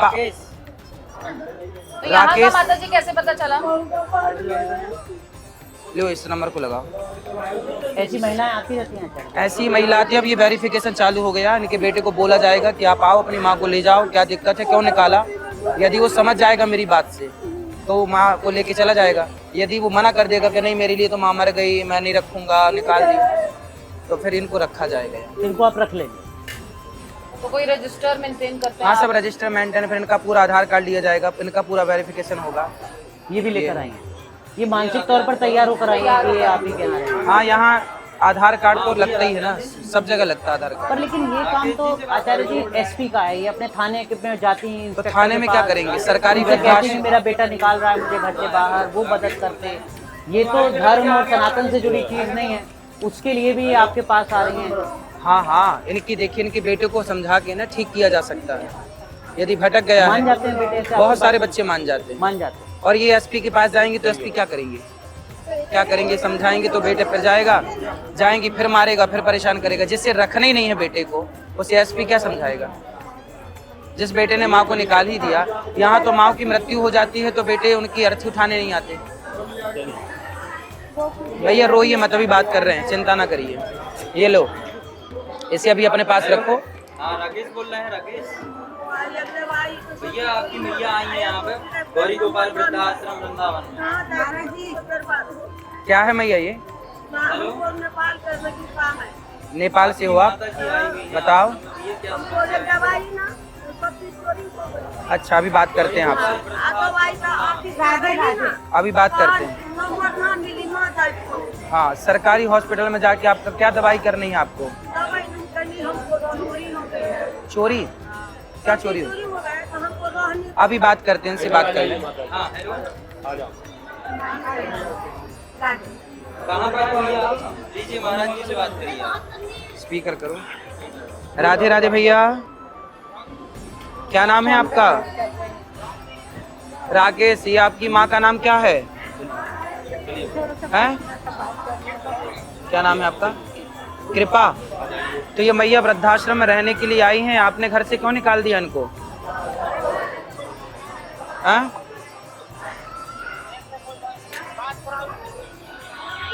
बेटा आओ, मैं आपकी माँ को यहाँ रख रहा हूँ 2-4 दिन, आप 2-4 दिन में आके लेके जाओ अपनी माँ को।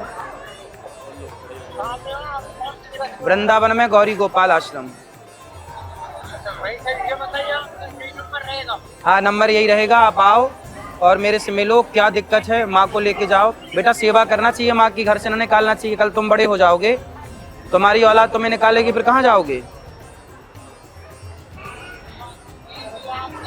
और तुम्हारी पत्नी इनको डांटती है, मारती है, परेशान करती है, तुम समझाते नहीं अपनी पत्नी को?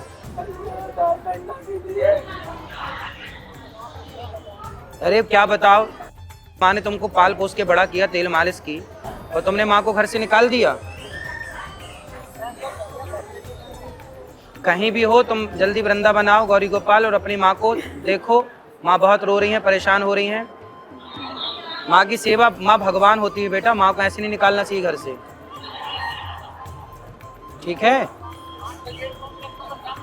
हाँ नंबर चालू रहेगा, तुम दोनों भाई आना और दोनों भाई आके बात करना, मैं बात कराऊंगा तुम्हारी माँ से। जल्दी कब आओगे? हाँ कल आ जाना, कल आ जाना या परसों आ जाना, जल्दी आना, तब तक माँ यहीं है। ठीक, रखवा दो माँ को। तो मतलब मामला सिर्फ आशीर्वाद देने भर का नहीं है, जिम्मेदारियां और भी बहुत ज्यादा हैं। हाँ, और किस तरीके की जिम्मेदारियां होती हैं और किस तरीके की ऐसे अपेक्षाओं के बहुत साथ सारे वक्त आ रोज जाइए। ऐसे पिता भी याद, भैया को सुनो, रखवाओ वहाँ, हाँ सामने रखवा, और हम आ रहे हैं फिर अभी। तो यहाँ पर क्या जो वृद्ध रह रही हैं महिला, उनके लिए क्या क्या जिम्मेदारियां देखो आप इनके बेटे को हमने समझाया, अब इनका बेटा बोल रहा है कि हम आ रहे हैं, यदि आ रहा है तो लेके चला जाएगा, बात खत्म। लेकिन यदि नहीं आता, उसने बोल दिया होता कि नहीं आऊँगा मैं, हमारे लिए माँ मर गई या ये वो फला फला, तब फिर माँ को यहाँ परमानेंट रखा जाएगा। अभी ये 2-3 दिन के लिए इनको, अभी इनकी एंट्री होगी 4-5 दिन की। अच्छा आचार्य जी ये भी बताइए कि यहाँ से ले जाएं हाँ। और फिर घर में उनको प्रताड़ित करते हैं, तो क्या फर्दर भी आप चेक रखते हैं या फिर मामला यहाँ से अगर वो चली गई तो सॉर्टेड? ना यहाँ से जाने के बाद भी फिर बच्चे परेशान करते हैं तो माँ फिर से आ जाती है। और ना आ पाए तो जबरदस्ती वहीं रख लें कि समाज में हमारी बदनामी ना हो, इस डर से घर में कैद करके प्रताड़ित करते रहे? नहीं उस तरह की तो देखिए, यहाँ से जब हम जब बेटा आएगा ना तो उसकी एक वीडियो बनाते हैं, उसकी एक लिखा पढ़ी कराते हैं कि आप जिम्मेदारी से लेके जा रहे हैं, सेवा करोगे। माँ को हम अपने नंबर देते हैं कि यदि कोई भी दिक्कत हो तो आप फ़ोन लगाना, और टच में रहते हैं साल पर 6 महीने तक। ये बुजुर्ग महिलाएं, हो सकता है इनको कोई गंभीर बीमारी हो, इनको इलाज की जरूरत हो, यदि यहाँ रख गई माँ सारा तो खर्चा तो फिर उनका खर्चा यहीं उससे हम उठाएंगे। मतलब सिर्फ रहना खाना नहीं? नहीं, यहाँ तो कम से कम 1 लाख रुपए रोज का खर्चा है केवल दवाइयों का। रोजाना 1 लाख रुपए की? लगभग 1 लाख रोज। कोई ना कोई माँ, 290 माँ है तो रोज कोई ना कोई माँ बीमार है, कोई को कहीं गिर गई माँ, कहीं चोट लग गई तो उनका ऑपरेशन करना। एक माँ को अटैक आया तो उनको दिल्ली भेजा गया, उनको ऑपरेशन में, एक ऑपरेशन में उनको 80,000 रुपये लगा। ऐसी तो रोज के खर्चे हैं ये, सामान्य दवाई तो चिकित्सा। डॉक्टर्स यहाँ भी आते हैं चेकअप के लिए क्योंकि हाँ, सब यहाँ वृद्ध हैं तकरीबन महिलाएं? हाँ डॉक्टर भी आते हैं, हमने पास के 2-3 हॉस्पिटलों में बात कर रखी है कि हमारी माताएं आएँ तो आप विशेष चिकित्सा दीजिएगा। मतलब हॉस्पिटल्स में भी आप कह रहे हैं कि वो जाते हैं तो स्पॉन्सरशिप टाइप? हाँ, तो अधिक से अधिक कोशिश ये रहती है कि माँ को यहाँ अच्छा इलाज मिल जाए, अच्छी चिकित्सा मिल जाए, अच्छा वातावरण, खाना पीना इतना अच्छा हम देते हैं माँ को। सुबह नाश्ते में सबको फल 12 महीने मौसमी फल, साथ में और कभी इडली है, कभी और हलवा है, चने हैं। दोपहर का भोजन, शाम को सबको 1-1 गिलास दूध, ताकि स्वामी जी एक सवाल मेरे जहन में आ रहा है, मुझे नहीं पता कि मुझे पूछना चाहिए, क्या ऐसे मामलों में आपको लगता है कि कुछ फ्रॉड भी सामने आते हैं? फ्रॉड की गुंजाइश नहीं होती क्योंकि हम लोग पूरा वेरिफिकेशन करते हैं। अच्छा, मुझे लगा ये कह रही हैं कि वो जो मौसमी का जूस और दूध पिलाया जाता है उसका टेस्ट ये भी लेना चाहेंगे। ना बिल्कुल ले लीजिए, आप ले लीजिएगा। साड़ी दे दो मैया को एक, अब भी ला के दो साड़ी, अब भी बुलवा रहे हैं, अब भी।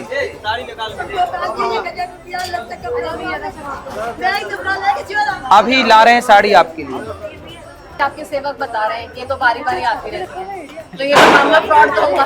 कोई बात नहीं, देखिए कपड़े तो मांग रही हैं पहनने के लिए, फट गए होंगे, बार बार मांगे तो बार बार। रहती हैं आसपास ही रहती हैं अपना, इनको मैया को यहाँ रखा जाता है। लेकिन कुछ माता ऐसी हैं, जैसे आप बोल रहे हैं फ्रॉड, कुछ माताओं का ऐसा होता है कि वो यहाँ रहना नहीं चाहती, खुले में घूमने की आदत है, तो फिर ठीक है, खाना पीना यहाँ खा लो और जहाँ मन करे वहाँ रहो। अच्छा, तो जो यहाँ आसपास भी रहती है वो भी यहाँ के सुविधाओं का लाभ लेती हाँ,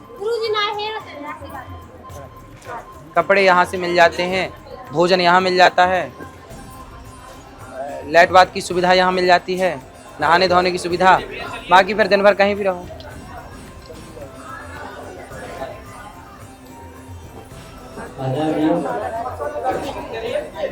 जिनको भी गुरु मंत्र लेना है। काम, पति कहाँ आपके?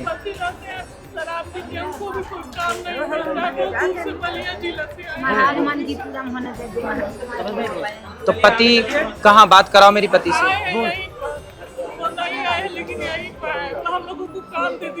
नहीं, काम तो देखिए अभी पूरा पैक है, काम तो बहुत सारा मिल जाएगा वृंदावन में, पर पति काम करेंगे कि आप काम करेंगे? हाँ, तो पति अभी कहीं नहीं कर रहे हैं काम? मिल जाएगा, ढूंढो मिल जाएगा। क्या क्या काम कर लेते हैं आप लोग? टीचर की तैयारी तो टीचर फिर स्कूलों में संपर्क करो, यहाँ स्कूल तो है नहीं। तो आपके पति संस्कृत पढ़ाते हैं? संस्कृत पढ़ाते हैं, क्या पढ़े हैं संस्कृत में? नहीं, यहाँ तो व्याकरण चलती है ना। हाई स्कूल का संस्कृत अलग है और ये व्याकरण की संस्कृत अलग है। लघु सिद्धांत लगाए हैं? नहीं तो लघु सिद्धांत पढ़ा लेते हैं आप। माहेश्वराणी सूत्र बताइए।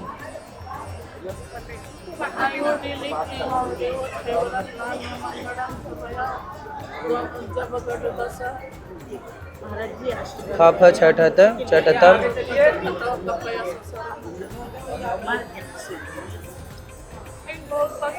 नहीं, आपकी देखिए जो योग्यता है ना, हमारे यहाँ तो जो धुरंधर हैं व्याकरण के टीचर, जो पूरी व्याकरण जिनको याद है, आपको तो माहेश्वर सूत्र भी अच्छे से याद नहीं है, तो यहाँ कैसे पढ़ाएंगे? कोई बात नहीं, आप स्कूलों में पढ़ा सकते हैं। स्कूल के पढ़ाने लायक शिक्षा आपकी योग्यता अच्छी है, पर गुरुकुल में पढ़ाने लायक आपकी योग्यता नहीं है। आप स्कूल में, पास में जो स्कूल है ना, वहाँ आप संपर्क करिए, जरूर मिलेगा आपको काम।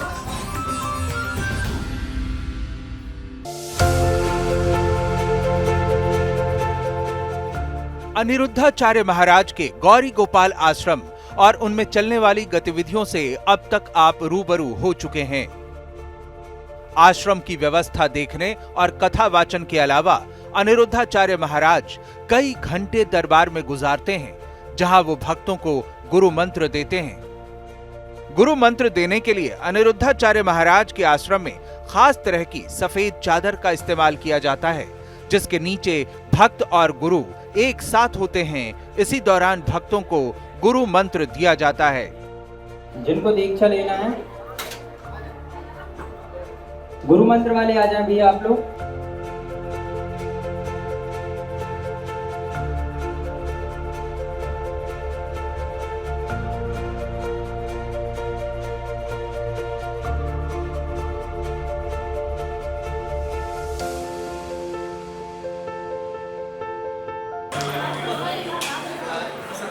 इसके साथ ही दरबार में अनिरुद्धाचार्य महाराज लोगों की समस्याओं का भी निवारण करते हैं। यहाँ तो व्याकरण चलती है ना। हाई स्कूल का संस्कृत अलग है और ये व्याकरण की संस्कृत अलग है। लघु सिद्धांत लगाए हैं? नहीं तो लघु सिद्धांत पढ़ा लेते हैं आप। माहेश्वराणी सूत्र बताइए।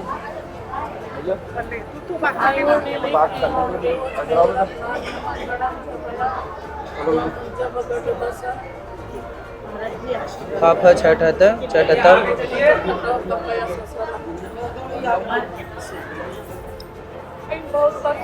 नहीं, आपकी देखिए जो योग्यता है ना, हमारे यहाँ तो जो धुरंधर हैं व्याकरण के टीचर, जो पूरी व्याकरण जिनको याद है, आपको तो माहेश्वर सूत्र भी अच्छे से याद नहीं है, तो यहाँ कैसे पढ़ाएंगे? कोई बात नहीं, आप स्कूलों में पढ़ा सकते हैं। स्कूल के पढ़ाने लायक शिक्षा आपकी योग्यता अच्छी है।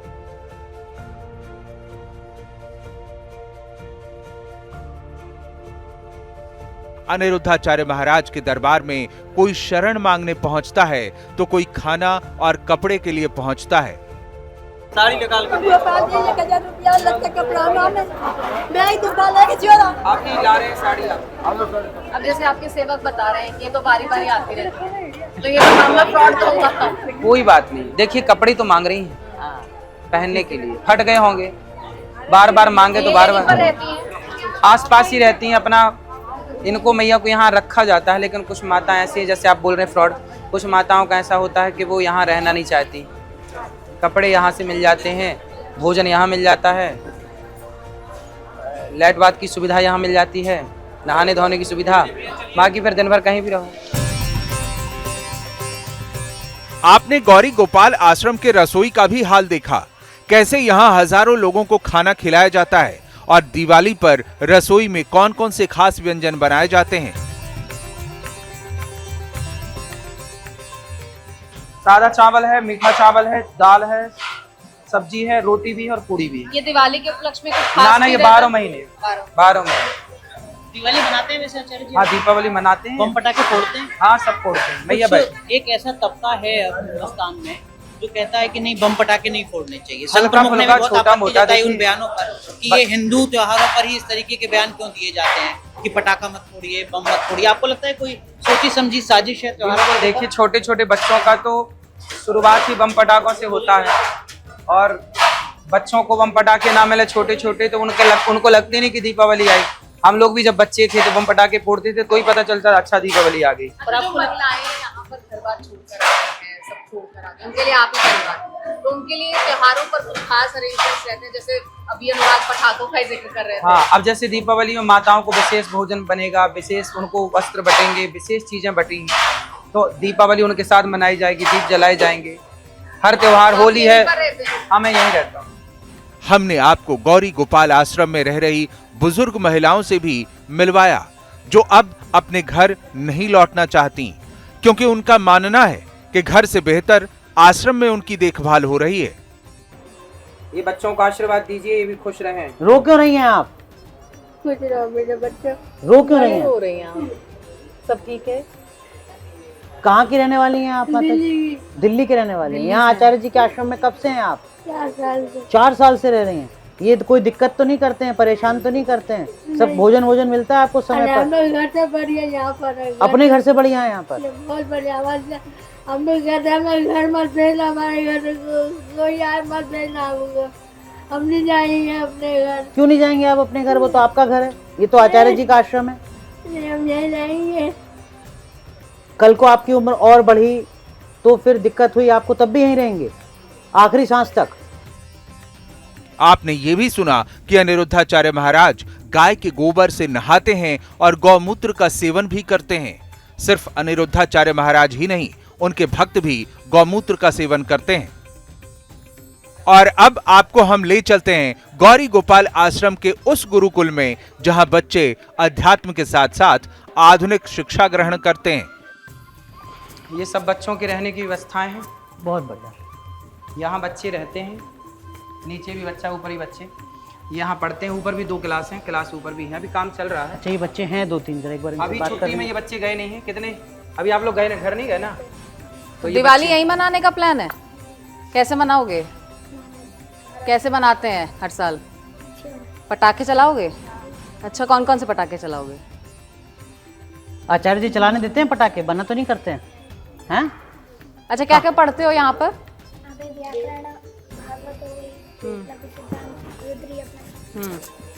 तो कुछ हमें जरा सुनाओ एक बार। हाँ, कुछ जो आपको याद है वो जरा सुनाओ एक बार। आप सारे आ जाओ साथ। बताओ आप क्या चीज सुना, क्या इनसे हम माहेश्वर सूत्र सुना दो शुरू से, अयोड़ से। नत्वा सरस्वतीं देवीं शुद्धां पुण्यां करोम्यहं पाणिनीय प्रवेशाय लघुसिद्धान्तकौमुदीम् अथ संज्ञा प्रकरणम् ऐ ऋ ए ओं ऐ औच हय भरट लट यमगणनं जबै गणदश जब गणदश खप चटत चटतम कपय शशसर हल इति माहेश्वराणे सूत्राणेनादे संज्ञारथानि एषा मन्त्रायतः अकारादेष्वकार उच्चारणार्थ ललमध्ये ते संज्ञकः हलन्त्यम् उपदेशे अन्त्यं हलित् स्यात् उपदेशाद्योच्चारणं सूत्रेषु वसिष्ठं पदम् सूत्रान्तरादनुवर्तनीयं सर्वत्र अदर्शनं लोपः प्रसक्तस्य दर्शनं लोपसंज्ञं स्यात् तस्य लोपः तस्येतो लोपः स्यात् आदयोडाद्यर्थाः आदिरन्तेन सहेता अन्तेनेता सेता धर्मत्रिकानां स्वस्य संज्ञा स्यात् यथार्थे आयि उवर्णानां संज्ञा एवमचलयत्यदयः उकालो जरस्वदीर्घप्लुतः ओष ओष ओष बहवाङ्कालो यस्य सोचक्रमात् हरस्वदीर्घप्लुतः स्यात् सा प्रत्येकमुदात्तादिवेदेन त्रिधा उच्चैर्दातः निचैरनुदातः समाहारसरितः सा नवविधोऽपि प्रत्येकमनुनासिकत्वानुनासिकत्वाभ्यां द्विधा मुखनासिका वचनानुनासिका मुखनासिकनासिकयोच्चार्यमाणो वर्णोनुनासिकसंज्ञा स्यात् तदेताम् आयुर्येषां वर्णानां प्रत्येकमष्टादश भेदाः। बहुत सुंदर, बहुत सुंदर। चलिए। आचार्य जी, आपको क्या लगता है कि समाज में जब ये बच्चे बड़े होकर अपना योगदान देंगे तो वो कैसा समाज होगा? शिष्ट समाज होगा, संस्कारी समाज होगा। और ये बच्चे केवल वेद और व्याकरण ही नहीं, विज्ञान भी जानेंगे। और ये मैकाले वाला समाज नहीं होगा, ये मैकाले वाला समाज नहीं होगा। इनकी जो माँ बाप हैं वो घर से बाहर ये नहीं एक एक बच्चा ऐसे एक एक गुरुकुल की स्थापना करेगा। ये आने वाले 20 साल के बाद वाला भारत है। चलिए। एक अच्छे समाज का निर्माण होगा, संस्कारी बच्चे होंगे, संस्कारी समाज होगा।